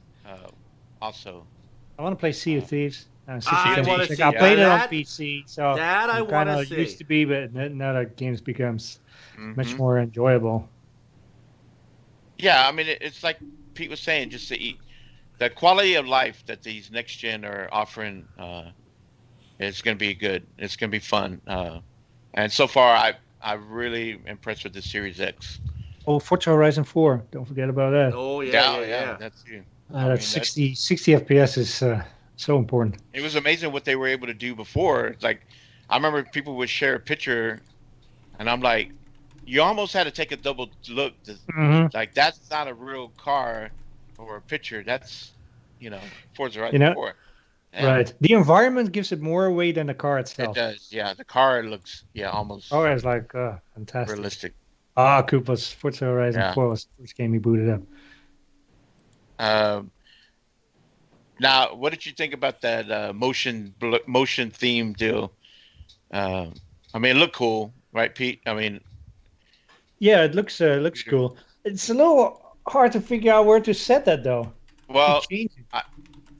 well, you go into settings and you go to your personal and go to theme. You can turn it off or on, but there's only one. Oh, maybe that's okay. Maybe right. And one thing that I thought was weird was, so I went in to try to change the color, right, so I had it set on green. So the motion, I guess, whatever color you choose, that's what color it takes on, right? Oh, okay, right. So I was hoping that it was this, separate. So I thought I was changing the color of my tiles, but no, when you change the color, it changes the theme also, the motion theme. So I was like, I was kind of disappointed because I wanted to have have dual different color scheme. So, hopefully maybe they'll look into that later on and add some more emotion. Yeah, hopefully themes. They do that. That will be kind of cool. Hopefully they do it like, the themes on the PS4 were always awesome. Because why is my camera not working? There we go. Oh, there it is. Hey. All Mr. right. Pete. All right, hang on one Am I second. here? You are here. Where? Look at that. Hold on. You will be in a second. You will be in a second. Let me I am not sleeping. No. Well, you're also 3 hours behind. Oh, yeah, that's true. Yeah. Frankie says that bright memory is just as bad as the review said, but that's just the PC demo kind Yeah, of. that's not even the full game. It's not the. I Is forgot that what the even full out? title was. It's not. It's the little PC demo thing. It's not that's why it's like the $8 game that they showed. All It's the right. same kind of. It's more like a concept. Oh, there he is. All right. Well, now, Pete, you can say that I've invited you and not need to talk about Amico. You can't But that's say all that I came anymore. on to talk about was Amico, right? That's We all know I you wanna have talk an Amico. You just Yeah, that's right. You've got one stored right. away. It's actually Right Saw here that somewhere. box. No, but I do have a Kit Kat. nice. There you go. Nice. So, how are you energy. doing, brother Pete? How are you? Good. Been busy. Been holy crap. I took yesterday off. Well, yesterday was a holiday in Canada, so I had that off, Oh, really? and then I took Take that today day and off tomorrow. before that What also. holiday in Canada is it? Because it's also a holiday here. Yeah, it's Remembrance Day. It's Okay. to remember all the Veterans. veterans. and- Oh, okay. Okay, so same thing here. It's just called Veterans Day here. Yeah, it's a national holiday here, so it was off, and then I decided to take Thursday, Friday off because I wanted more time with my Series X and my. I was open. My PS5 wasn't supposed to come in till Monday, but Wow. I showed up today, and I'm like, Ah, what? nice. That's Well, good. there you go. Oh. So, Yeah. and by the way, it's such fun on your Extra Life stream. So, Oh God, I'm still recovering. My voice is still pretty bad. so I like to take full credit for making you play Doom 3. Oh my God, did you catch the jump that I made during that? I Like did. literal jump. I almost jumped I back. I was did. like, I don't know if any of you guys saw it, but the recording's up. It's just I scared the bejeebies out of me. I think I may have sworn on the air also. Might have dropped the S bomb or an F bomb on that one, but I'm like, Well, how long I did you play hate the you game? more. Like 5 minutes, and that was it, wasn't it? Well, it's you don't do anything in that game, right? For the first 45 minutes, and all of a sudden when you're relaxed and you're chill, Yeah. all of a sudden these zombie aliens jump out of everywhere after you. It was So terrifying. it's just funny because I'm playing Eternal, and it's much less jump scare and more just frustration when you run into these room battles. Yeah. So, and like an idiot, I'm playing it on ultraviolet because I'm just Mike dumb likes that way. pain. Because you're a cool dude and you're not scared of your own shadow in video games like me. But yeah, no, I don't play them, right? And not that I don't enjoy them. It's just that I don't really play them. I don't gravitate towards them. Like even today, I was playing Demon Souls on the PS5, and I played the game on the PS3. My wife's finished it, and I know there's a part where you go up around the corner and you come out on a ledge, and there's a guy just pounces at you. And I knew in my back of my mind it was going to happen sometime. And then he just, I dropped my controller and fell off the ledge. And I'm like, I hate this game. But it looks so good. So how's the game? Demon Souls? Yeah. I was just playing it, actually. It's beautiful. It's fun, but it's just as punishing as I remember the old one. And they didn't touch the combat. So the combat's still kind of the same. But the game is fun. The game is really fun. So when I die, I've probably played an hour so far. I've died about 8 times. But you load and fast so you can die more. Well, what I'm doing now is whenever I die, I go play Godfall. But so Godfall is Godfall. I meant to say is Demon Souls Light, Lite, meaning that the combat's like you got to parry, you got to dodge, you got to block, but it's not nearly as punishing as Demon Souls. But I enjoy Godfall. Like I've not been disappointed with any of the games I've tried so far, to be honest with you. So do you think the reviews are too harsh? On Godfall, I guess I don't know because I don't really read reviews. I'll go to YouTubers who have or I'll talk to you guys, like people I know who's gamers, and I'll get you guys' opinion on them. Mine is I finished the intro sequence of it. I've unlocked my first thingamajoo. I don't want to thingamajob. I don't want to give it away for anybody, but it's got you unlock stuff. It's a lot of loot in it. It's got a lot of mechanics you're used to if you're used to Diablo games or Destiny games, but it's not focused in one of those areas. So I've probably got about probably an hour and a half into that game too. I'm enjoying it. It's fun. It's gorgeous. It looks really, really nice. Almost too photorealistic in places. You're like, oh gosh, it's just too much. Your mind gets overwhelmed in certain areas of the game, especially at the start because of the environment you're in.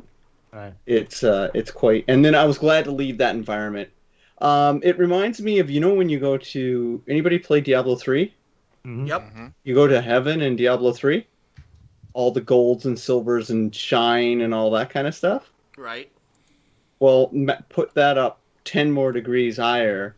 Ooh. In a world that's the opening sequence of Godfall. You're in that type of world, in that type of realm, and it's just so much light and it's kind of overwhelming in places. And I've heard that's what I've heard is that the game, and that's what I saw in the reviews. The game is beautiful, and I mean, as we were watching, whoever the guy overseas in Japan that was playing it poorly, but watching it was absolutely gorgeous, and I'm a hack and slash guy. I could see myself enjoying it. There's lots of that in there, lots of hack and slashing. I don't think you have any range weapons, not that I've seen so far, but I've already in an hour and a half unlocked 5 distinct weapon types. Uh-huh. And I'm nice. settling on blades, and each one is like Diablo. Everything's got a stat. What type of player are you? Are you a parry player? Are you a blocking and swipe player? Are you a kind of daggers person? You can kind of tailor your gaming to what you feel like you want to do. So it's pretty cool. I mean, Godfall. I don't really give reviews. I don't like giving reviews because I'm stupid. I'm just a regular gamer, right? My opinion doesn't matter. How could so you? I enjoy it. That's all. Like I have this very famous and accurate quotient in how I judge things in entertainment. I call it my entertainment quotient. It's basically a movie ticket in Canada is $20 for a popcorn and a movie, 2 hours. So for every 2 hours of whatever I purchase, if I get every $20 of whatever I purchase, I get 2 hours of entertainment value out of it. I'm happy. So like an $80-$90 game, I got to get at least 4 or 5 hours of pure entertainment. Right. And if I can do that, that means it's worth it for me. So Godfall's is definitely going to be worth it for me. Nice. And then, if I enjoyed a story, that's so subjective. The art is subjective. Mhm. I mean, gameplay is kind of not. You want to have good gameplay, and it does. The gameplay is fine. Yeah, but what is good for you could be, other people enjoy, think good gameplay is the difference. Exactly, too. So that's subjective also, right? But yeah, I mean, it's definitely good what you said, like, on YouTube or your friends, you see them playing and they're... Yeah. Does anybody go to IGN and really care about the reviews? Most people just go there just to look at the video of the game and probably mute the person talking about it a lot of times, right? Sometimes what I do is, like, I go back and then see, like, hey, I'm enjoying this game, and I'm looking at the reviews, and it's like, and it's like, Yeah. The PS5 is not white, by the way. That shocked me when I opened it up. Yeah. It's grayish white. Yeah, really? Notice that. Yeah, because I went and yeah. I brought my Destiny, my white Destiny PS4 console beside it, and I'm like, okay, this is white. This is not. This is like I thought I was getting blinded or something. Like I was getting old. My eyes were giving out on me. But it's kind of a grayish white. As I look at it over there now, snug up by my Xbox Series X. And they're not arguing with each other? No, they love each other. They're sharing the same HDMI port until I get a splitter. They got the same cable. Remember also when they had the close up on the controller when you saw all the symbols and stuff? I cannot even see that with the naked eye. No. So yeah. So Peter, you got one? Yes, I got one. I got it today. What games did you get? Right now, nothing yet. Well, you get the 20 games if you're a PS Plus member. Yes. Well, yeah. But most of the games I already have. So. Me too. You have the Astro game, HK. Come on. Say again. The Astro Playroom. Yeah, Astro. I did some Astro Playroom. That is pretty wild with the that's controller, cool. right? Just to controllers like you're going through. Talk about you two guys. You have like guys that you control and stuff, and you shake the controller, and you hear them like. This is what I went down the SSD route right away because you're inside the PlayStation. That's your playroom, and I went down the SSD route, and I just started destroying everything in that game level, and I'm like, wow, this is pretty cool. That's cool. All right, talk to us about this about that control and since you. What do you think the feel of just the form factor?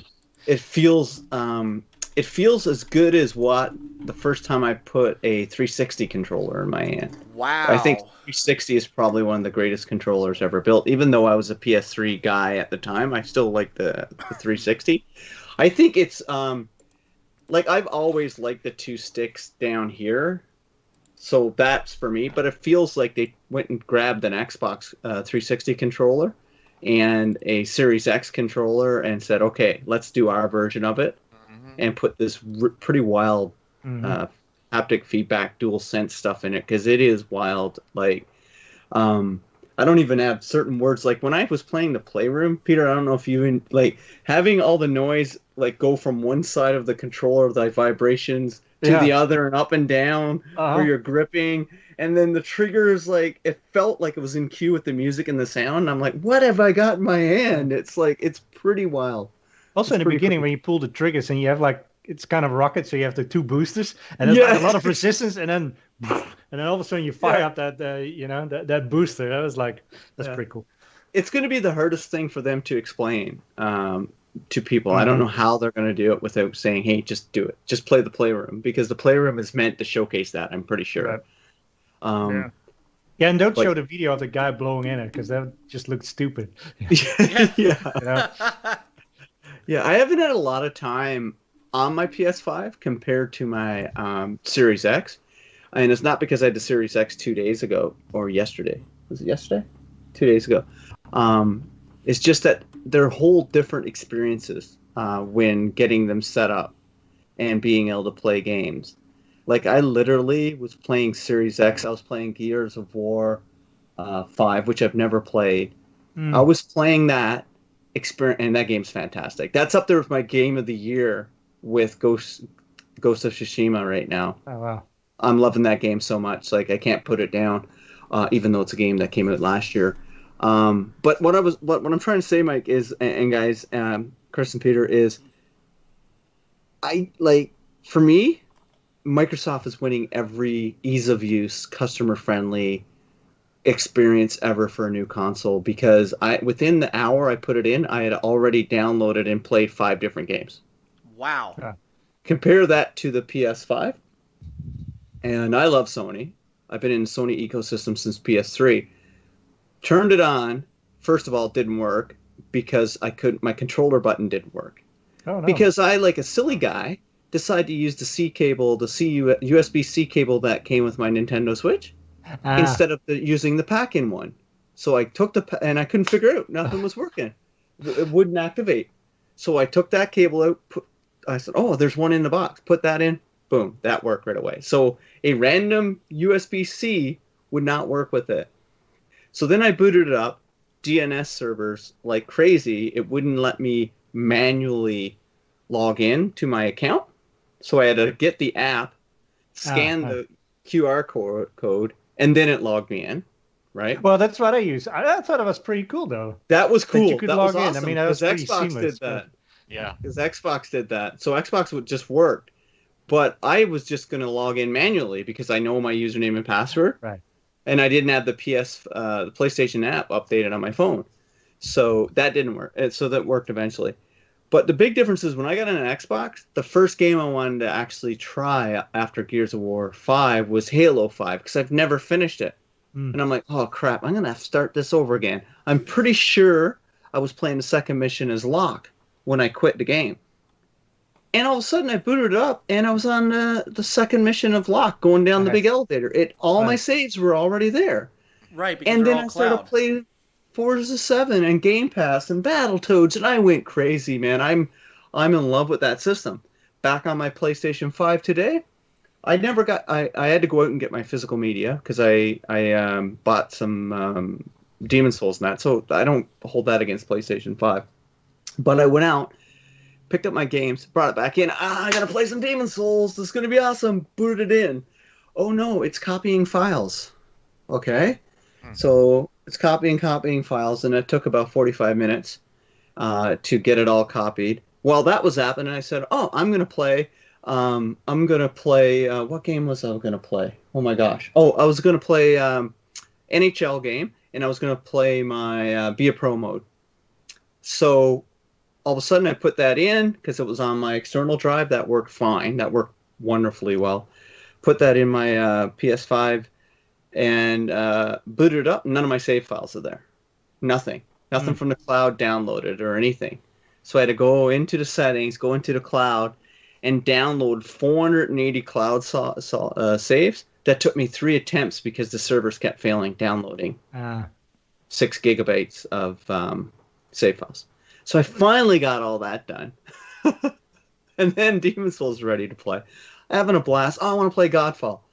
Put that in. Okay, another 40-minute wait. So I switched the HDMI out, went and played 2 missions of Gears of War 5 and a couple races of Forza, and then went back and I was playing Godfall.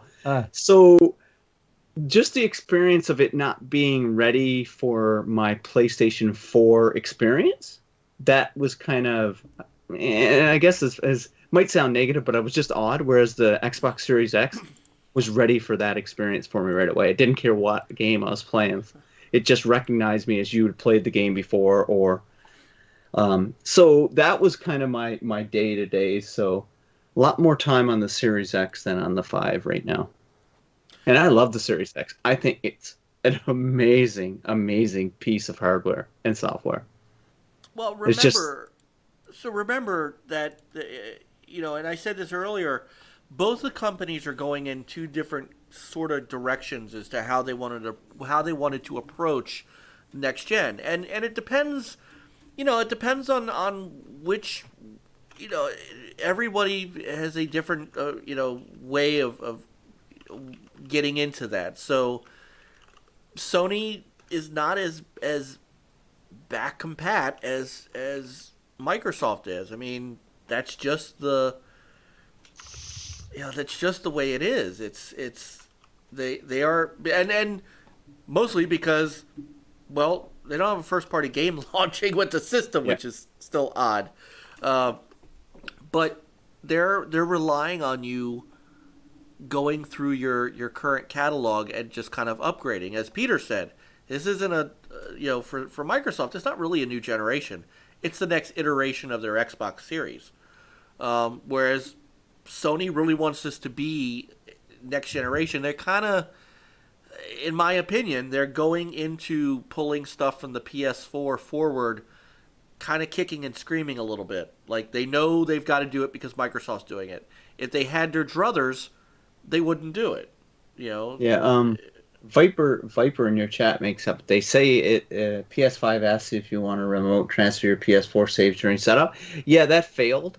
There was like some DNS issues where it just wouldn't do it. So I actually skipped it after the first time. So yeah, I mean, maybe it's because everybody was just hitting their servers at one time and all that kind of things. But yeah, Mike, I think I agree with you in a ways that, like, I'm very disappointed, and I've said this before, that Sony didn't do backwards compat on this generation. I thought for sure they were going to do PS3, PS2 backwards compat. I thought it would be a good opportunity. They were working on the emulation for it, but I don't know. It's hard to say which is the right approach, to be honest with you. You know what I mean? Because I think, like with Sony, they always want to push technology and push the boundaries, because you could see that with their DualSense. Yep. I mean, they're pushing the boundaries with that. They want to be out front. I'm not saying Microsoft don't want to be, but Microsoft's got a different play. They just want everybody playing their games any way they can. Right. And they make it easy for you. And their quick resume feature is amazing. Like, don't sleep on that. That, especially, it's good.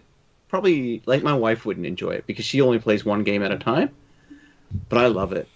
Being able to bounce between, and it works across their generations, by the way. Like, you can play Fable and quick resume into Gears, then quick resume into Battletoads, and you can quick resume everywhere. There are a couple games, by the way, that don't work yet, that Niall pointed out to us. One of them was Forza Horizon 4. Does not support that quick resume just yet. So there's a couple of games that don't work with it, but by and large, and like I said, those are the differentiators, and I don't know that there's a right or wrong necessarily. It's what you like. That DualSense is as much of a game changer as quick resume could be. I mean, for what you enjoy. I haven't figured out the quick resume on PlayStation now. There isn't. Yet. They don't have it. It's like I see the switcher. They have a switcher. Yeah, They have a switcher, but it's not quick resume. No. I think they'll probably do that. I think that's one thing they should copy right away. I mean, Yes. it is. But both consoles are amazing. Like, just the loading of games, the loading of content, the snappiness of the UI is a big win across the board. Oh yeah. Yeah. Like, I mean, just to be able no longer just wait for your... Like, I can go into my game library of 163 games on PlayStation and scroll it and still have my thumbnails there and be quickly snapping between them. And their media player now on PlayStation's actually useful. Like, because I do all digital movies, and I've got like 400 digital movies. Oh. And it actually sorts them properly. Like, it does a lot of cool stuff on the PlayStation, and... but I can't, like... I have to be honest, like, going into this, like, being in Sony's ecosystem for so long, I assumed I would be completely biased against Sony and go and love everything they threw at me. And they're doing a good job. It's just that Microsoft is just... If they had a killer app at launch, I don't know if I would have kept my PS5. Wow. If they would have shipped Halo Infinite, because I can't imagine I'd have time for anything else between Halo Infinite and Gears 5 and whatever Bethesda throws at us next. Like, I am getting Doom Eternal downloaded, so I might have to stream that just for you, Mike, so you can see. I definitely want to see. But still need to I play really that like as well. what Microsoft's doing. Their console's amazing. It's super quiet. Oh my gosh, it's so quiet. Did you also use a flashlight to look, to see if you see the fan spin? Because it's like super quiet. No, not yet. But my PlayStation is quiet, but that one's quiet. You know it's on. Like when it's spinning the disc, you know it's doing it. Right. It's nothing like the Pro, but yeah, I'm enjoying this, man. I am enjoying this because this could be the last big console launch we have, right? It depends. Good. I mean, A lot of people good are for saying, quite right? Time. There might be some other ones, but who knows? We Yeah. don't I don't know know. how excited I'll be when I'm in my 60s when the next one Yeah. comes out. Maybe Yeah. I will be. I only act like I'm 10 anyway most days. so Did Chris? Did you get your Xbox? Yes, I have the Series X. So, brother, tell me what you're thinking of it, because you play mostly Xbox anyway, right? Yeah.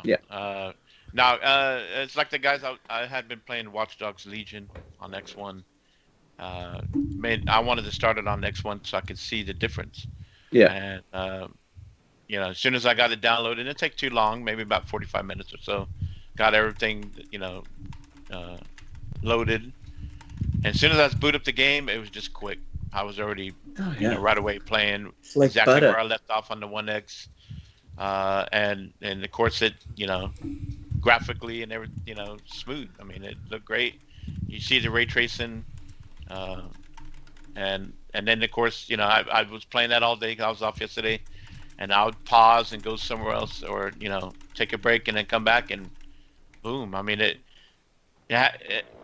when I was playing on the One X, you had that loading screen, right? And you see that white bar on the bottom, on the One X it's moving slowly, but on the Series X you see it going, and all of a sudden it's already at the end, and then it just a little bit longer, and then boom, Yeah. you're in the game. And like you said about the UI, it's great. It's real quick to go from the store, the Game Pass, and all that. So, I don't really spend too much in UIs, but Yeah. I think it looks but sometimes what I found, I said the biggest thing now, I told my wife, it's like there's no more snack runs for me, because I usually boot a game up and go for a snack. I can't do that anymore. Like, you turn the Xbox on, it's already on. Like, it's literally by the moment you click it, and same as the PlayStation. PlayStation doesn't boot as fast or anything, but it's just it just everything feels good on both consoles so far. What I haven't explored, I don't know, Peter, if you have on your PS5 the kind of help system yet, but it did pop up that I could watch a video when I died, like on the last Demon Souls run. So I'm gonna watch a little help video if you want it. Can come up and you can see how another person made it through there. I think that's pretty cool. Yeah, that is cool. I'll be using those a lot. Pete, you put in Mike Garvey to sleep. He's got to go to bed. Mike, everyone, I downloaded Bugsnax, so oh, you downloaded Bugsnax. yeah. Oh, Yeah, Dan would be so proud of you. Yes. How long did that take? Did it The already download? load? Yeah, it's I don't know. I fired up the download and then I started doing other stuff on the Series X I was working some too. So It's One thing I don't understand is the new Xbox app. Why you can't? You can go to the Game Pass app and download games from there, but why can't the other one? If you want to buy a game, why can't you buy a game and then download it? Have it downloaded? Yeah, why is there two apps on Microsoft? That's what. First of all, I don't understand why they have two apps, but they should probably integrate that. Them being a software company, they're smart that way. I love Microsoft, Right? But I did my 24 hours with Xbox, and I don't know. I'm still smiling. I look over at them. It's funny. I call them my babies, but I'm like I'm like itching to get back. Like, I'm waiting. The kids go to bed soon, and I'm like, all right, it's Daddy's time. Because I get my console, my TV, until 10 p.m. and then the wife takes over because she's playing Last of Us. So I went in like a good husband. I installed it on the PS5, downloaded it, got it all set up for her. So she's gonna go play at 10 o'clock. So, Mike, I'd like to tell you you're not missing much with the Series X, but boy, you're missing a whole lot, dude. You got to get you a console. If I lived near with you, I'd give you mine, so I could The thing is, you don't know what you missed till you have it, and then you'll never want to go back. You'll never want to go back. You know where my Xbox One X is, Mike? Where? It literally, after an hour with the Series X, was in a box, all dusted off, in a box, in storage now. It's never coming out again. My PS4, same thing. It's going away and never coming out again. So my One X is going to go upstairs into the other room where we have our other 4K TV, because it's going to be our 4K Blu-ray player. So that's what you'll never play games on it again. I have someone who is selling me their second pre-order, and if all goes well, I'll have it on Saturday. Oh, dude, that's awesome, man. The Series X is amazing. Honestly, if Halo was out, if Halo was out, I'd have no time for my PS5, because there's not the PS5. Don't get me wrong, there's good games out there, but there's not a game like at Halo's level for me personally, because I love Halo so much. And I've never played 5 because it just made me mad, and that's a whole different video on why I never finished 5. But just happens to be, it was like, don't give me a Master Chief game and don't let me play as Master Chief. I'm the dude that, you remember in was it Halo 2 when you get to play the Arbiter? Is it Halo 2? Yeah. Yes. Oh, man, I almost threw that game away because of that, and then I learned to love it after. Because how can you not love the Arbiter, right? Right. He's just a mirror of Master Chief, really, to be honest with you.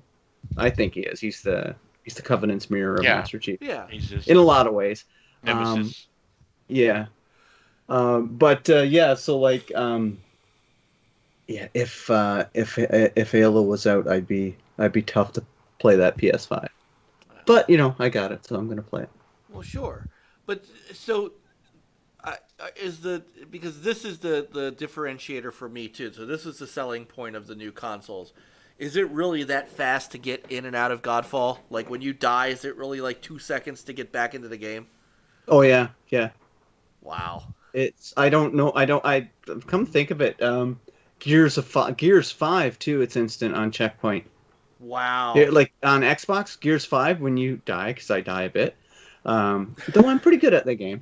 I'm not bad at that game, but you're dead down there, and then you have the other character. I see you. And then it's like you'll never come, and you still die. Like, you son of a gun. But I love the Gears 5. I can't believe I've never played that game, and it's a remarkable game. I'm having a blast playing it. I wish I played Gears 4 now, because I think Gears 4 had a lot of the story that Gears 5 is telling. Yeah, Gears 4 has got a good so I might have to go back and play Gears 4 now, even though I watched a recap, so I kind of know what happened because they give you a recap at the start of Gears 5. The story, they call it the story so far. It kind of feels like a TV show, but I like the Gears 5 stories. That's awesome. See, that to me is what makes, ray tracing and all that stuff is great. But constant 60 and SSD are the two things that have me going. Now, it's funny, you said if Halo Infinite came out that you'd be hard pressed to play your PS5. If the Amigo came out, I'd have been hard pressed to buy an Xbox Series X. So, we talked about it earlier. I actually seeing how, to me, these console launches happened, and how sparse and how really tough it's been to get a console.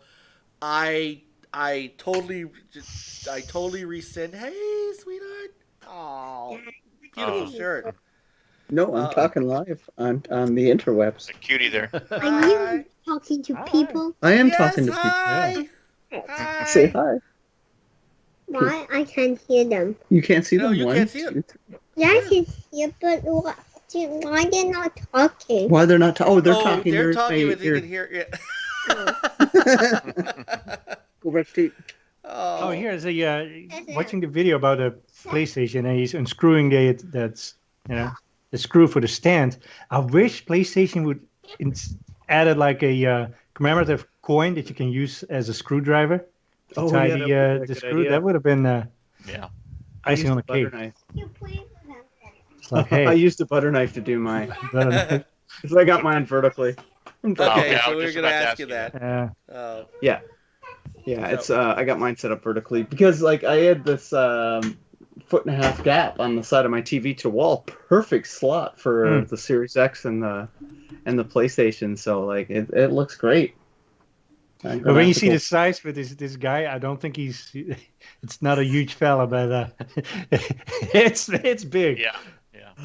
Yeah, the PlayStation's not small, but I was quite happy. I was able to open my box with one hand today and not drop it, which was hilarious. I'm like, I think I grabbed it by one of the fins. Oh, wow. So but yeah, I know.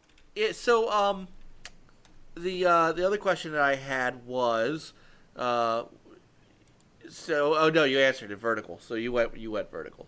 Yeah, I went vertical. Oh, do we have to clean out the lint pockets? Yeah, then you got to use the vacuum cleaner. They said just use the vacuum cleaner.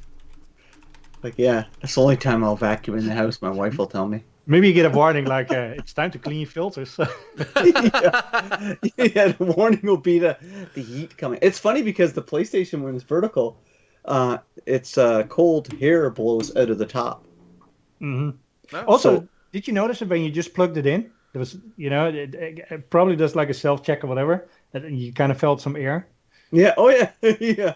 And so it's not even on. It's like just plugged in. And the Series X gets nice and toasty too. It's kind of funny because that, like, it's both are venting out top. So my Xbox Series X vents hot air out through the top, and it comes up and it meets the cold air that the PlayStation 5.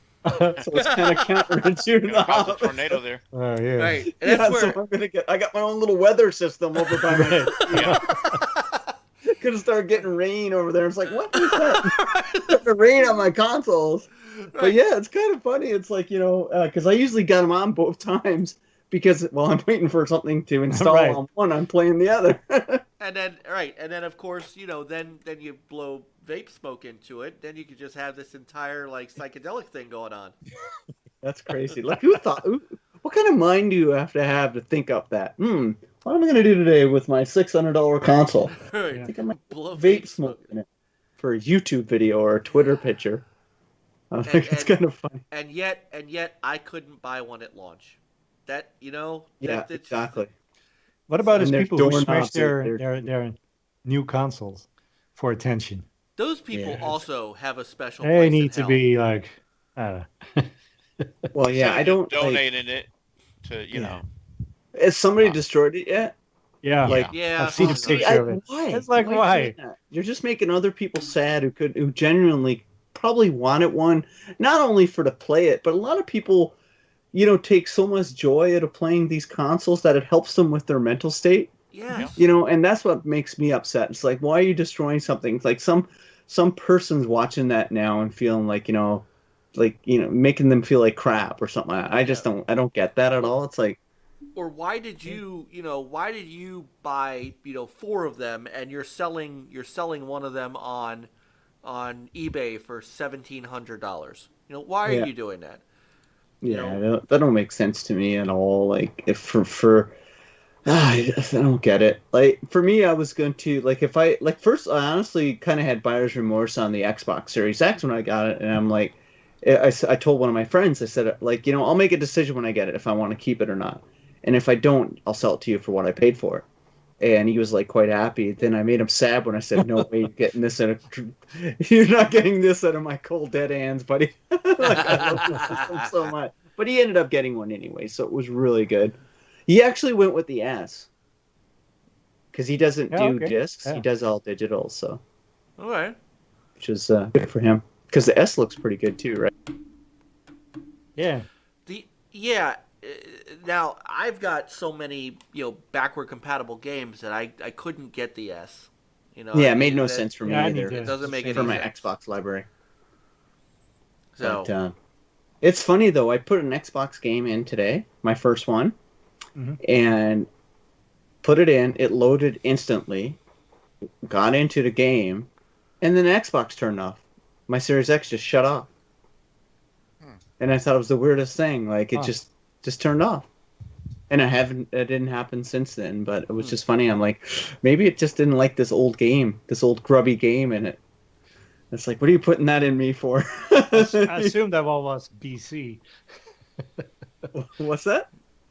I assumed that game was BC because not all of them are.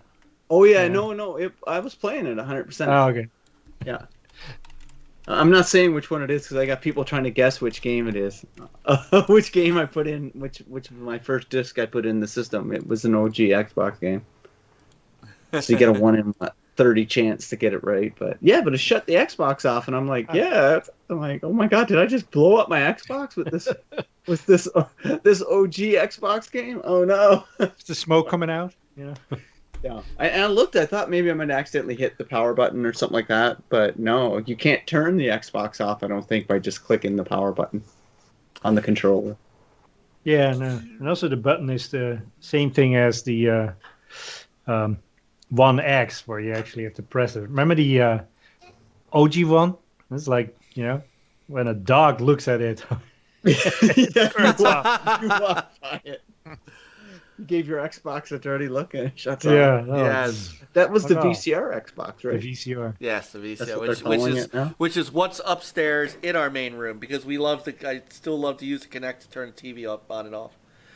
So, but I do have Google Home, and Google Home does work with the One X, and my TV, my Samsung TV. So, I'm expecting that I won't have any issues with using my Google Home with the Series X. I have a Samsung TV, but it's funny. It says it has HDR, but it's not recognized on my PlayStation 5 or Xbox Series X that I have HDR. It's kind of weird. My TV's like 5 years old, perhaps, but it has HDR. You might have to tell the HDMI port. Yes. So there's a. You know what? I'm glad you said that because on mine you have to do that. You tell the port to do HDR. In the TV? Yes. Yeah. Okay, cool. I'll do that. If you have the same, shoot me your model number when you get a chance. I will. Yeah, because I can't get it says it has HDR, but the PlayStation won't recognize it, or the Xbox. I'm betting that it needs to be turned on. Thinking of it, I had to do that on mine. I can do that. I'll figure it out. Yeah. Either way, I'm telling the wife if it doesn't work, I'm getting a new TV. Actually, guys, I've got to run because it's 8:00 and it's time for Daddy to go do Daddy stuff. But No problem. that was a great. You just completely heard what I was going to talk about on PM and the PM tomorrow night. So I think I just might skip my own show. No, don't do that. So tell really quickly then. No, I'm gonna be playing because I'm not working tomorrow. So tomorrow I'm dedicating tonight for next little bit's Gears 5, and then tomorrow's more PlayStation. Nice. Because I've got Miles Morales and I've got what's it called? Assassin's Creed Valhalla. So I'm gonna try those on PlayStation 5. Nice. And see what they're like. That's the 4 games I bought. So. All right. Well, really quickly. It's exciting. Really quickly, tell everybody where to find you. I live in Canada. Okay. Actually, if you look down in the description, because Pete is one of our members of the Gamers United Guild, so open every box. Open every box. Down in the description below is the YouTube page. Please go and sub to Pete. His content is absolutely phenomenal, and I gotta modern tell you, and retro games. That's what we do. I finally kind of got to focus on the channel for the last year. It's beautiful. We take modern games and retro games. Why not talk about them both? The last 50 years, right? Yep. And you and Garvey really, PM and the PM is becoming one of my favorite shows to listen to. Thanks. Honestly. Yeah, it's very enjoyable. Yeah. We just get to sit back and chat and relax and have some fun. But anyway, I've got to run. But guys, it was thanks for having me on. It was a blast. I'll come on anytime. Yeah. Anytime you want. Anytime you want. You're always open invitation. Always open invitation. All right. Thanks, guys. Thank Everybody you, have a good night. Yeah, you too. All right, see you, man. And there he goes. Open every box. Out. He's such a good guy. Oh my goodness. I tell you. So I see Infinite, Sean you've got to Doe. catch him live. Yeah, you do. Yeah. Especially on tomorrow, him and PM and PM, and then Saturday, if anybody's into the Evercade or if you're interested, Oh yeah. you got to watch their show because they give you some good insight on that. I'm kind of interested in getting Evercade. I'm thinking about it Because too, of actually, because I'd rather that as a Then handheld than trying to honestly that or the XCloud. The It all depends. I mean, there's some games I don't mind playing on from Nextcloud. You know. I know, but as an overall, Yeah, yeah. you know, You I'm don't get kinda- those old school games like you do on Evercade. No, you don't, and So. that could be a lot of fun. I could have really used that at Great Wolf. No. So, That's right, Infinite. We know you're a fraud, but just just keep paying that super chat. And you won't be a fraud on this show. no. Nah, I'm joking. I'm joking, brother. No, I was gonna real quick to talk about how like we're all look at this next gen a different way. Like Mike, like you talk about how as far as launch games and so on, like there's nothing there that makes you want to jump on next gen, and I get that. Like there's not a big reason, especially with a lot of games are cross gen, right? So the games are still going to look good. They're not that crazy enhanced on the next gen to the where it's like, oh my god, I got to play it on the next gen. And it's like Shondell was saying that he's going to get the Amico, the Atari VRS, Stadia, and Luna first, and he'll wait till the next gen stuff goes on sale. Nothing wrong with that. No, there's not. Again, I'll say it again. Had 1010 actually happened, you guys would be talking about the Xbox and PS5, and I'd have been talking about, hey, I'm good with my Amico. I mean, really dead serious. That's where my money was going. So I totally get Sean. As far as money wise too, I don't blame them. I mean, we can't all afford two consoles at once, much less one, right? I mean, $500 is a lot. I don't have HTK money. I mean, I'm not sure HTK has HTK money. That's where you make sacrifices by you don't buy underwear anytime soon. You got a couple more holes on them. You go a little bit longer without buying underwear for a year. So hey, that's what us men do, right? That's right. But no, I mean, I haven't had a haircut in so long that. Hey man, a good haircut's $45. So right there, that's almost a game. There you go.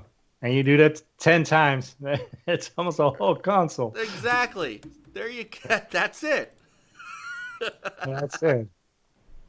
But the way so we all look like hippies sooner or later. But hey, we got all the consoles. I mean, come on. Look, this is like the longest my hair has ever been. I could actually.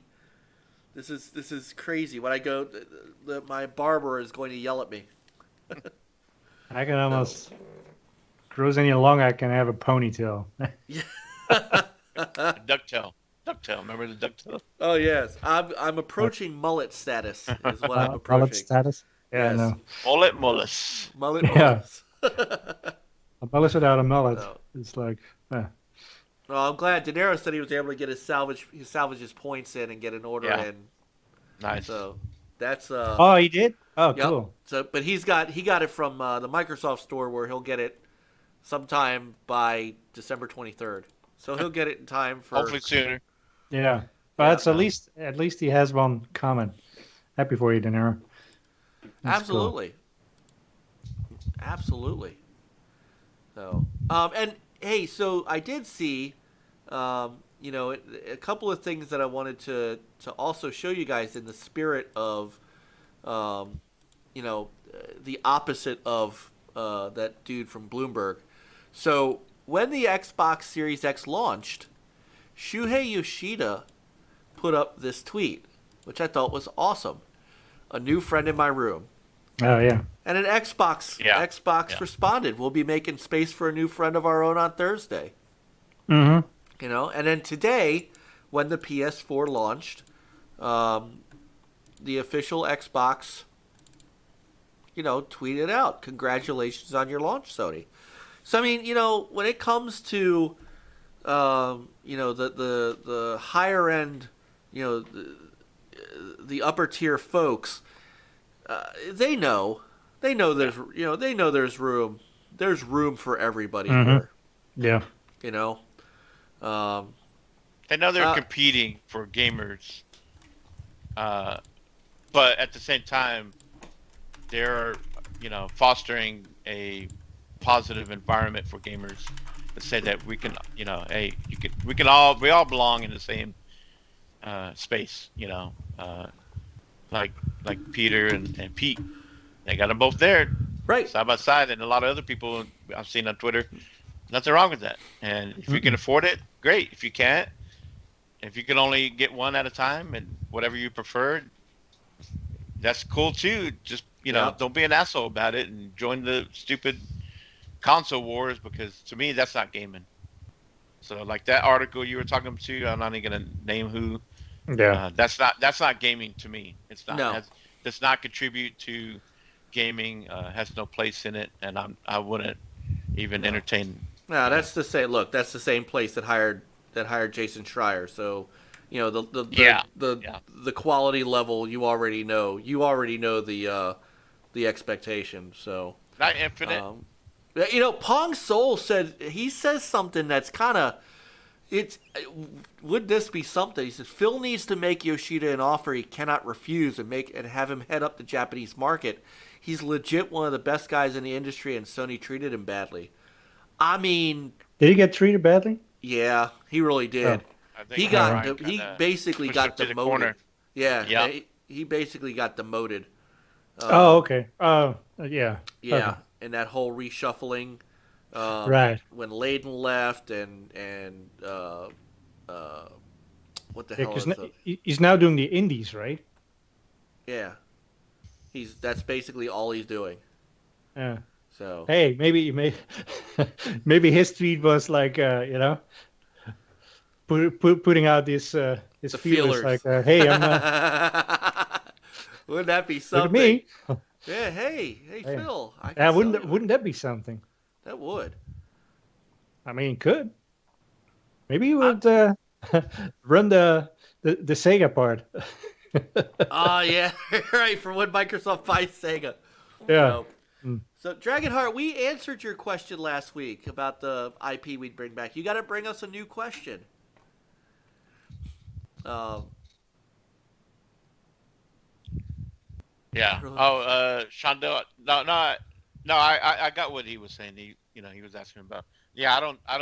I know you're not going to get them all at one at a time. I was just saying how, all those equal together, that equal both Series X and PS5 probably, but yeah, you can't go wrong either way.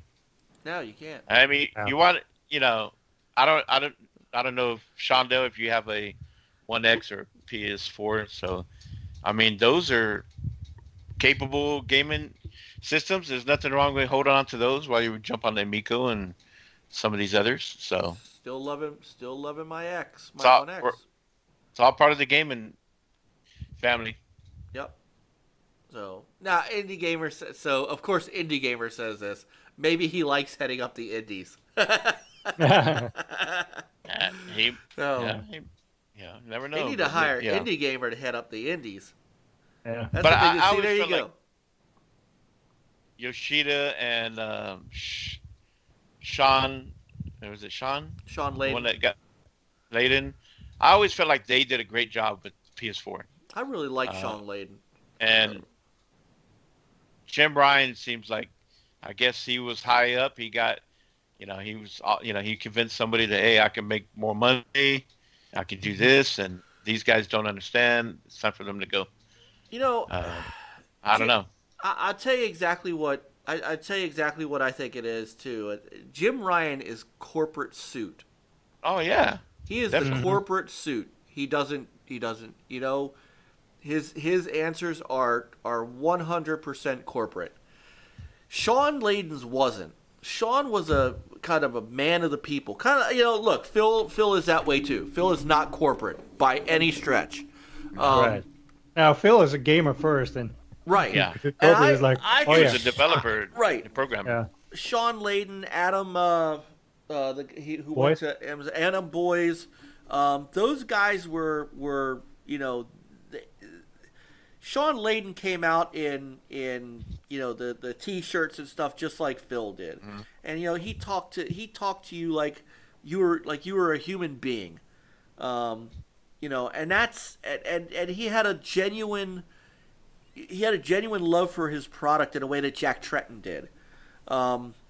Jack's another guy that was he was a bit arrogant, but he was good arrogant. Whereas Adam House or whatever his name was from or Andrew House in Europe was just a jerk. But these guys like Sean, like what I always picture, Microsoft's got their next X fan fest going on, right? And then all of a sudden, you hear some music. And then Sean Layden walks out like a wrestling thing. I hear JR say, "Oh my God, it's Sean Layden's music!" And Sean comes out to announce he's joining Microsoft. That would be like the awesomest, if they brought a guy like him into the fold. Although I'll give Aaron Greenberg credit, man. He's getting better at being kind of a face of the company. And I think he's starting to take on more of that than Larry Herb. I don't know about you, but I have not seen a whole lot of Larry Herb lately. He's done like his little shows and stuff, but he's not out there like he was, 3 or 4 years ago. And you're seeing, it's almost like you're seeing Aaron take that over. He's been out there tweeting a lot and retweeting people and responding to people and stuff like that. That's the the direction, but I'd love to see them bring somebody like Sean in. So yeah, never know. I mean, they're growing the studio. Yeah, that's true. It's a lot for Matt Booty to handle, I guess. Maybe. I have no idea. Yeah. Especially if they want to have a little bit more insight on the Japanese market. Sean Layden should have some good insight on it too.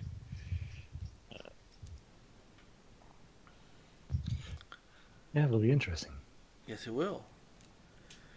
All right. So, but it is good to see the launch on both, even though, like yourself, a lot of people had trouble trying to get pre-orders and even get one.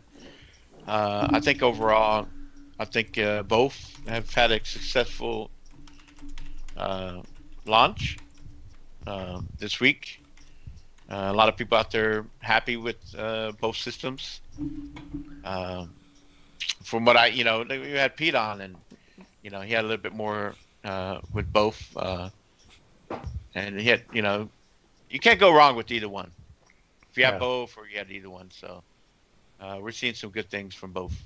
Yep. Especially the controller, what the controller can do, with DualSense, and Xbox has its. If you want to jump on the Elite, on the you can do some adjustments on the regular controllers now, right?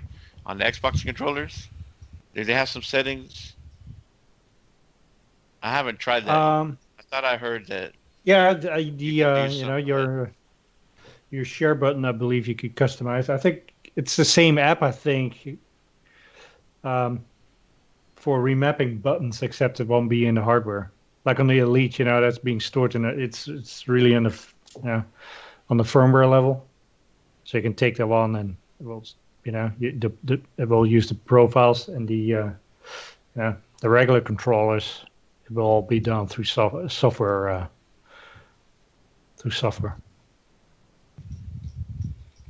Tenero asked if we're going to get mid-gen. I don't think refreshes we're going to get a that are mid-gen. not just slims. I can see slims as far as I can see a PS5 slim at some point, maybe in a couple of years. But I think what you will see is the same console but with more storage. Like a 2 terabyte. Eventually, maybe. That, or they just allow you to add the 2 terabyte external. Maybe that too. Option. Because I'm kind of wondering myself, Peter, did you get the Seagate 1 terabyte? No, that was another $220. I know. It's like, I let's think I'm gonna first run wait out on of that. space and then we'll see again. Yeah, I'm gonna wait on that. I'm not gonna jump on Yeah, that. that's a little too steep. Yeah. If it would have been 150, yeah, that would have been more like, saying like, okay, maybe I'll do it, but not for 220. Yeah. No. I don't think we're gonna get a mid-gen. I think these consoles, they got it right on this launch. Yeah, compared they're to- not already, when the OG one launched, they were already like dated. Yeah, they were, and these already support 4K, 60, 120, and even upscale to 8K when that starts coming out more and more. So Yeah. I think they're already ahead and ready. I think these consoles themselves can last for a full gen, maybe 7 years before they go from there. But maybe that's what they're going to call a next mid-gen refresh. 7 years. I don't know. Well, it won't be 7 years. 7 years won't be a mid-gen refresh. 5 years Nah, will be if it is. Yeah. So, but it speaks to what Peter said earlier in the show. I don't think I think we're on a platform now that's never going to be a full-on generation move. You're always going to iterate to the next set of hardware. Mm-hmm. Unless one of these guys goes back to trying to use a cell processor or a Power PC, or one of them moves to Mac hardware or whatnot, you're not ARM going processor? right, or an ARM processor of all things. You're not going to see this crazy move like you've seen in past. I think from here on out, it's always going to be iterative. Yeah. Yeah. But I mean, that's a lot on developers too. I think that's what Xbox studios, before they acquired more, where it was a struggle, because even on 360 we got a couple of Halos, we got a couple of Gears. Mm-hmm. It's a lot for these studios to have to, jump on, now we got to do 4K. Now we got these mid-gen refresh. It was a lot to ask from the Xbox studios to try to do more than one game during the gen. Well, Even Sony. Yeah, plus we're having some more middleware advances like Unreal 5. yep. Yeah. So that will help too. And I think this gen we're going to get more games out of these studios than just one game on both, from both Sony and Xbox. I think they're in a better position. Yeah. And then you got all the indie games with what Game Pass offers. Tons of indie games coming out. The things that they can do now, they have been doing. So for me, it's getting into the next gen. It wasn't about. I don't look at it so much like I need one game or two, a reason to, for me, because I look at it as I'm bringing my full library, my backlog, and plus the third party. Like I was already, I'm getting Legion, and of course Cyberpunk. Is my big for the year. And Yeah, I've been waiting on that. we keep it's their fault they keep delaying it. Have you noticed people have stopped kind of talking about Cyberpunk right now? Yeah, I heard a rumor that it People are- might be delayed again. people are worried because on their site, I don't know if you could pull it up, Mike, but I think they took away the December 10th date. What? Yeah, but I thought it was That's never what- there to begin with. I don't think. It may not have, and maybe I people thought are- somebody said, "Oh, I was never there." overreacting. So Yeah. yeah, who knows? Yeah, we'll see when it comes out. It comes out, Yeah, I'm not gonna. You know what? If it doesn't come out this year, I think still- I'm gonna jump on Valhalla. Yeah, there you go. Yeah, because I'm liking what I'm seeing from that. Yeah. I mean, I just started Watch Dogs 3, so it's like, ooh, play that, then Valhalla, and then, at that point, I'll be ready for Cyberpunk. Yeah. I'm looking. Hold on. I'm looking at the Cyberpunk site. I mean, it's well. The Wikipedia still says November 19th, but Yeah. Yeah, I agree with you, Pong. So I excited to play Cyberpunk on the Series X. Yeah. Okay, so all right. Cyberpunk 2077 developer confirms game's 2020 release amidst new delay rumors. So, CD Projekt Red confirmed that Cyberpunk 2077 is still set for its release next month following rumors that the game would face another delay and might not come out until 2021. They reaffirmed the official December 10th release date, according to IGN. A CD Projekt Red representative shared the information with the publication and mentioned that it does not comment on rumors or speculations. Quote, but I will confirm we were just taking time to update all of our assets to reflect the new launch date of December 10th. So I guess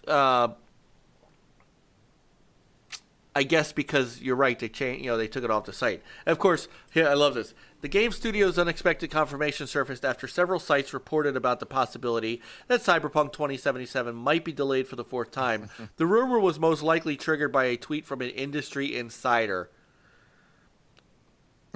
Folks, I'm going to say this again. I don't care who it is. There's no such thing as an industry insider.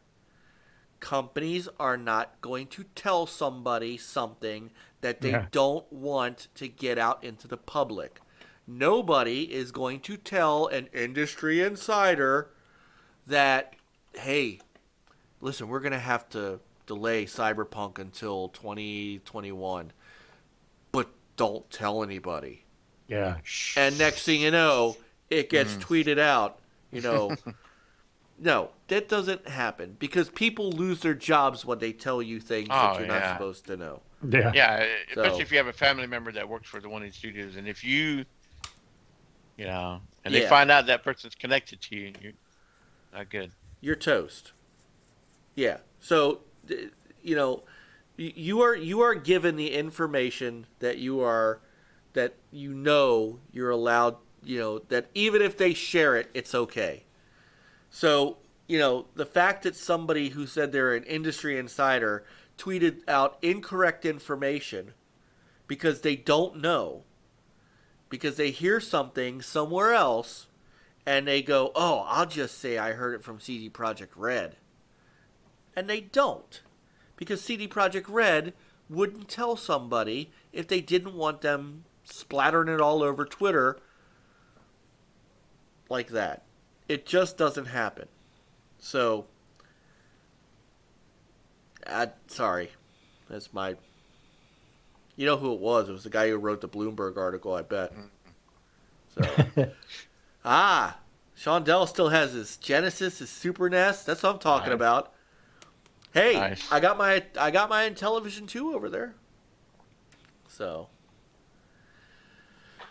Yeah, I only have a few up here on the shelf. The PS3, Wii, the GameCube, and the SNES. But back in the day, I was part of that young crowd that would, I'm done with this, the PS1 and the PS2. I'm gonna go trade it in and get the next, Yeah. And now I look back at it, kind of like, I wish I kept them, but, when you're on the budget, you're young, and you're on the budget, you kind of don't. You don't think about that, I need to keep it for the future. Right. So.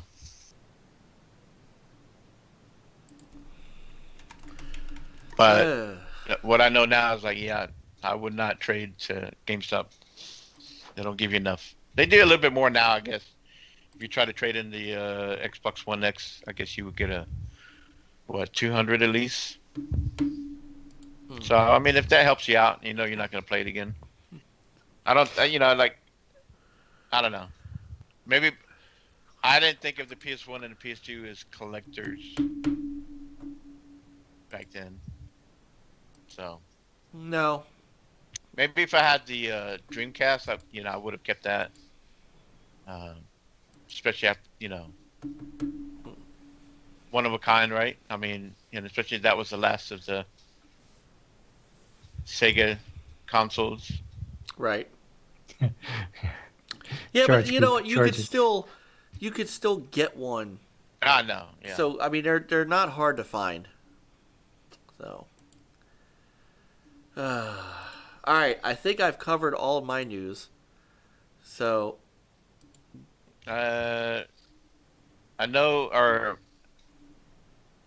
buddy gave us a long question. Oh yeah, Yobi. You got to get our question in. Okay, hold on. Let me scroll back up.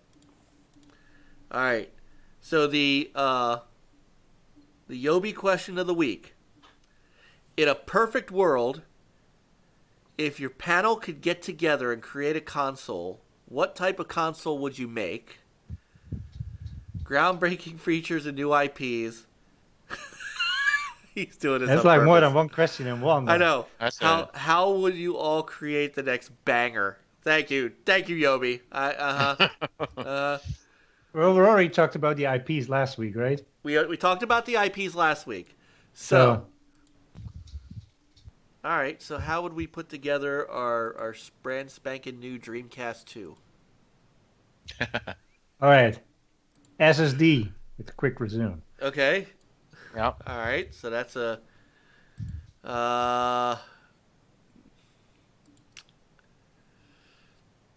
Gotta have a robust, I guess, profile system with achievements. Yeah. But I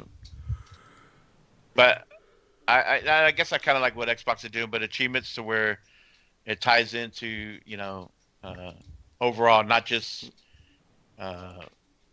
in-game achievements, but also like hours. Certain other things that You kind of your maybe mileage, other people don't do. In a way, I guess. And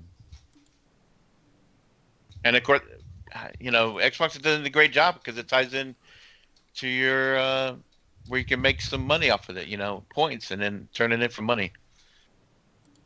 Well, Gotta have that on I there. would say 4K 60 with ray tracing. No compromises. all for the low price of $199. Exactly. Oh yeah, and $299. CinemaWare. It has to. We have to bring back CinemaWare.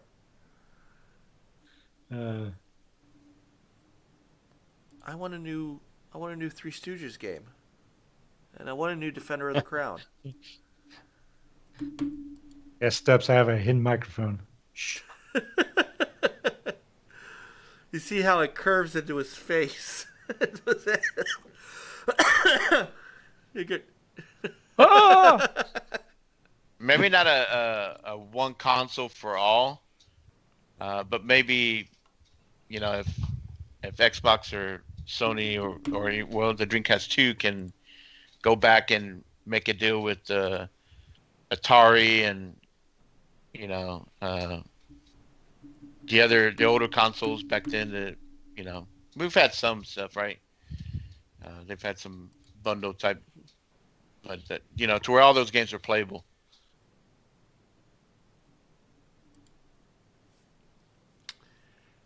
Huh. Yeah, all the old discs and cartridges, you should just plug them in and play. Ooh, yeah. It has backward compatibility for every system. For everything. Just as is. No optimization, whatever. We could do auto HDR perhaps or whatever, but just none of that. This console will cost $7,000. Probably. By the time we're done. Yeah, like you could put an adapter and you could, like you said, hey, I'm gonna play an NES game. Okay, but the controller needs to have a share button. Okay. This is your fault, Yobi. So I think they should bring back. I would like to see the VMU type thing come back. I would like to see I'd like to see a controller with a built-in screen. That's the Wii U for you. but no, not like the It's controller right. is the Just screen. kidding. The controller, there's a little, built-in screen that you could do things with. What about so instead of the dual sense and a trackpad, what if the trackpad was an actual screen? I want 4D controllers. 4D. So if you're playing Sea of Thieves and the water's splashing, it's gonna squirt some water. Yeah, with smell. Yeah, smell With too. smell. Dang. Right. All right. Who cracked open this rotten coconut? Yeah. And then right, you feel the vibrations, but then you might get a little shock. Yeah. Do a shock in a game. There you shocks go. it. It shocks your hand. It actually gives you a jolt of electricity. Yeah. It's like There's that. a literal dual shock. Yes. Dual shock. They really call it the dual shock for a reason. Oh my. Oh, and their goodness. controller needs to have like a 12-hour battery life at least. Yes. Not the 2-hour battery that apparently the PlayStation 5 has. Yeah, I'm curious how long it will last. I'm charging it right now, so actually I don't know if my system is still on. I might have auto turned off. And what would be cool was, I remember a while back people were speculating that we might get some modular type consoles, right?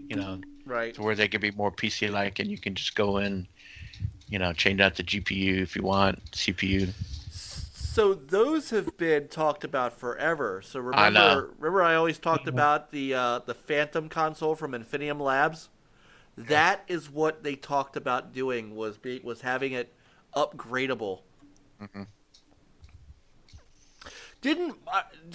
Remember the rumor about the One X though, Project Scorpio? Remember how that was supposed to have modular pieces in it too? Remember that rumor? Yeah. Oh, another thing that we need in our fantasy console is secret sauce. You just put a packet in there. Here's the secret sauce. No, you pour in the secret sauce. They give you Exactly. Right. pour this in and you see what it does for you. That's the upgrades, the That's the upgrade. yearly components. And you have mild, hot, and fire sauce. Yeah, exactly.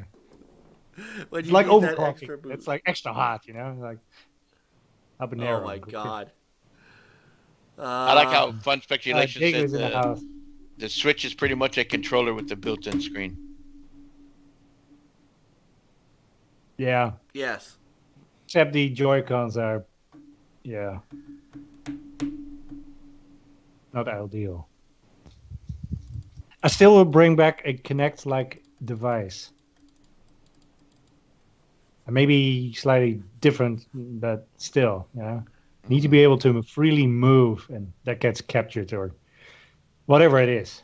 It doesn't need to be a camera. It could be who knows, a ring on your finger that somehow has a camera in it. I don't know, something. Jago, Right. brother. Uh-huh. Sound like you had a long Just day. woke up. Get some Yeah. rest, man. Oh. I would love that this system all in one, whatever, everything. Also have kind of like the share button, but it links you to Twitch, YouTube.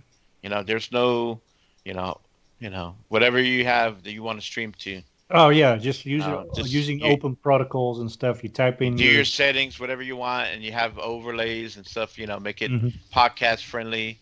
I'd love to have a podcast app on the consoles. Yeah. I mean, where do they think a lot of their free marketing comes from?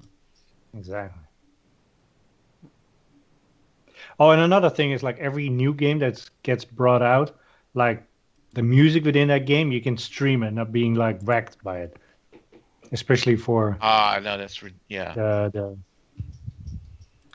the little guys. Yeah, just The treat it guys like that don't. That's not. I can see if your thing is. I mean, we talked about it like a couple weeks ago. If it's, if this thing like is a job that pays your bills, yeah. that might be a different story. But it's just like, you know, you and I having fun creating some content for a channel that people watch and have a good time, then we should not be penalized. No, it shouldn't. I mean, to me, the Free game industry advertising. makes plenty of money. So if your channel's not monetized, to me, the gaming industry should also make a deal, kind of like radio, right? You know, other to where they can pay some royalty, make a deal with the music industry, say, hey, you know, we'll give you a piece of the pie. Just, you know, we don't, you know, just stop with the copyright strikes. Yeah. But like HK was saying, if you're monetizing your show, you're making money off your channel, your stream, you would have to give something a cut to that, you know, royalty Right. for the music. Now that way you can still, you know, play the game as the way was made, you know, with the music and everything. Make sure you Yeah. make this video private. Write down these ideas. You wear something someday. I don't think this is going to be a commercial success, though. Right. We're already over Right. budget. Right. It might Right. be, yeah. $800,000 console. Yeah. And I want Tommy to be part of it, and Yep. and Phil. Tommy would be the face. He'd be the you know, instead of no disrespect to Major Nelson, but I'd rather have Tommy. Yeah. Would be able to float ping pong balls and doubles as a fog machine. Yes. Yes. Yes. Yes. Oh, and don't forget the lava lamp. Yeah. Yes. It has to be a lava lamp. So yeah.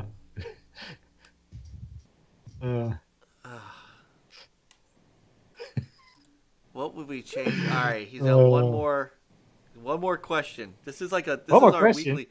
You know what? This We is already what had the hang on. question. There were already 3 questions in one. I was able to cut it down to 2 because the one we did last All right. week. Hold on. This is what we're gonna Yeah, you're do. done. Hold on. This is what we're gonna do because I love this.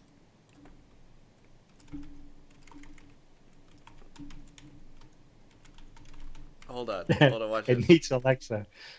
RGB. I think it needs an actual Cortana. This is now officially a segment. Yobi's question of the week. This is now an official segment. No, it's like Yobi's overtime. So, all right, last one, and then we're gonna get out of here. What would you all change about the gaming industry as a whole, or what changes will you all make for the better of gaming? That's an easy one. That's an easy one. Clickbait will be a capital punishment. Yeah, for Mike, it's split Ooh, screen. yeah. Bring back split screen. Oof. Picture in picture. Picture in picture. So other than outlawing the word bangers from our vocabulary, no more putting out a game that is so unfinished that you need a 700 gig day one patch. Yeah. No more day one patches. If you can't put your game out straight, delay it. Don't put it out. Here's another one. Service games cannot be longer than 1 year. Well, what's GTA 5 and Rainbow Yeah, that's Six ridiculous. Siege gonna do? Nothing. Come on with GTA 6, 7, 8. Well, it's because they're making so much money. Exactly. That's ridiculous. So that's what I would change. I mean, No that's kind of like, you know, it's a detriment to other games. capital punishment got him, and bangers got him. Yes, I dislike unfinished games too. De Niro said, "End the console war." Hallelujah, sir. Yeah. Hey, how about like Hallelujah. each time, like, you know, when you have a game and if there are like severe bugs, like it's, you know, shuts down your console or crashes to the desktop, whatever, you know, you get back like $1. It actually It's comes just- out of a slot on the side Out of the of a slot. console. Well, they give It's really you, bad. or It's maybe like they a just jackpot. give Like, you, click, click, click, click, click. they give you credit to Give you your credit yeah, for their next game. or a DLC. DLC. Yeah. Right. Well, you get the day one patch for free. Oh yeah, and also for our new console, when you fire it up, you hear the oof sound. Nintendo Especially games on since we Xbox. have Tommy on, That's right. running part of the show, so it's like at that point we can afford it. Hmm. Yeah, good stuff. Yeah. Good stuff. All right. Well, we're gonna get on out of here because I do have to work tomorrow, even if OEBP Yeah, does not. me Um, too. so, Yeah. why hasn't Xbox implemented a way to change your startup sound? I, Yes, I know. why not? That's been brought Exactly. up. We talked about that one. yeah. Even if it's even if it's a curated list of sounds that they keep on expanding, you know. Yeah. Yeah. Even like you said, Like the ringtones. yeah, Yeah, That's what and Daenerys just said. It. ringity ding dang dong. Yes. You And can then when you turn. and turn it off, ringity dong ding. and your RGB, like you can have color scheme, which Amico's gonna have that, right? To where it's gonna have the colors, light That's what up. I should have done in the Series X instead of that green. It should have been LED. So I you was hoping it change was it gonna based be. upon your profile Yeah, color, I or was hoping it was gonna be one of Yes. those where you could change the that yeah, that. But I guess if you're not, yeah, it would have been cool. Uh, That would have been just cool. a dark box just sitting there. You have some. That's what I like about my PC. You can add all that. Uh, have Yeah. your color schemes. Good stuff. All right. Now we really are getting out of here. But Yobi, Yeah. this is your new segment. So next week, you got to come up with a new question for us. So, and Lance, appreciate you, man. Truly appreciate you. I know we'll see you tomorrow night in Pete's chat. I know. Pong Solo. So you guys killed it Nah, again. thank you. Thank you. Thank You you guys, guys. see, you guys, see, he's horner murdered. So, Dinero, you're here from my sappy side. Love you guys. Love you, chat room. Seriously, you guys all rock. So, boys, we did it again. We did Do it. you know this is show 220? Woo! We are almost halfway to our 250th show, There you go. which is only halfway to our 300th show. Oh, I thought we Which were almost ac- halfway to Hawaii. Actually, by the time next holiday comes around, and we're ready for the next run of holiday stuff, will be our 300th show. Ooh. So, I do want to thank everybody. I want to thank OEBP for stopping in, and hopefully we'll see a lot of you in PM in the PM chat tomorrow. And don't forget, guys, the rest of our awesome Gamers United Guild crew. So we've got OEB tomorrow night, and then again on Sunday with Miko All Access, which I'll be on, and then after that is TXR at 9 o'clock, the best Xbox podcast on the internet. Then on Tuesday is Four Guys with Quarters in the afternoon, and then Retro Renegades at night. Hide your kids, hide your wife, hide your pets, put on your headphones, grab a beer, listen to Retro Renegades. And then we'll be back on next Thursday. And next Thursday, we are looking forward to welcoming in Wilmy Hood to the show. We'll have him on for the first time. Won't quite be the same shenanigans as you get with Gaming Beyond the Box. He may end up being very bored with us. Who knows? But but Wilmy's coming on. We're looking really forward to getting his take on the new consoles, what he was able to get, what his thoughts are. And Yeah, same with you, Mike. Hopefully you get your Series X and I'm hoping. and I'm share hoping. your experience. Yeah. And those in chat too. Those are still waiting on that next gen, or Yeah. yeah. Yeah. Well, thank you guys for all of your comments and all of your input on this too. It was great. Thank you for the yellow Come on, bring it on. Bring on the yellow for Daz. So, but thank you, everybody. We'll see you next week. Have a great weekend. Play on, gamers. Game on, guys. Yep. Have a good weekend, guys. Appreciate y'all.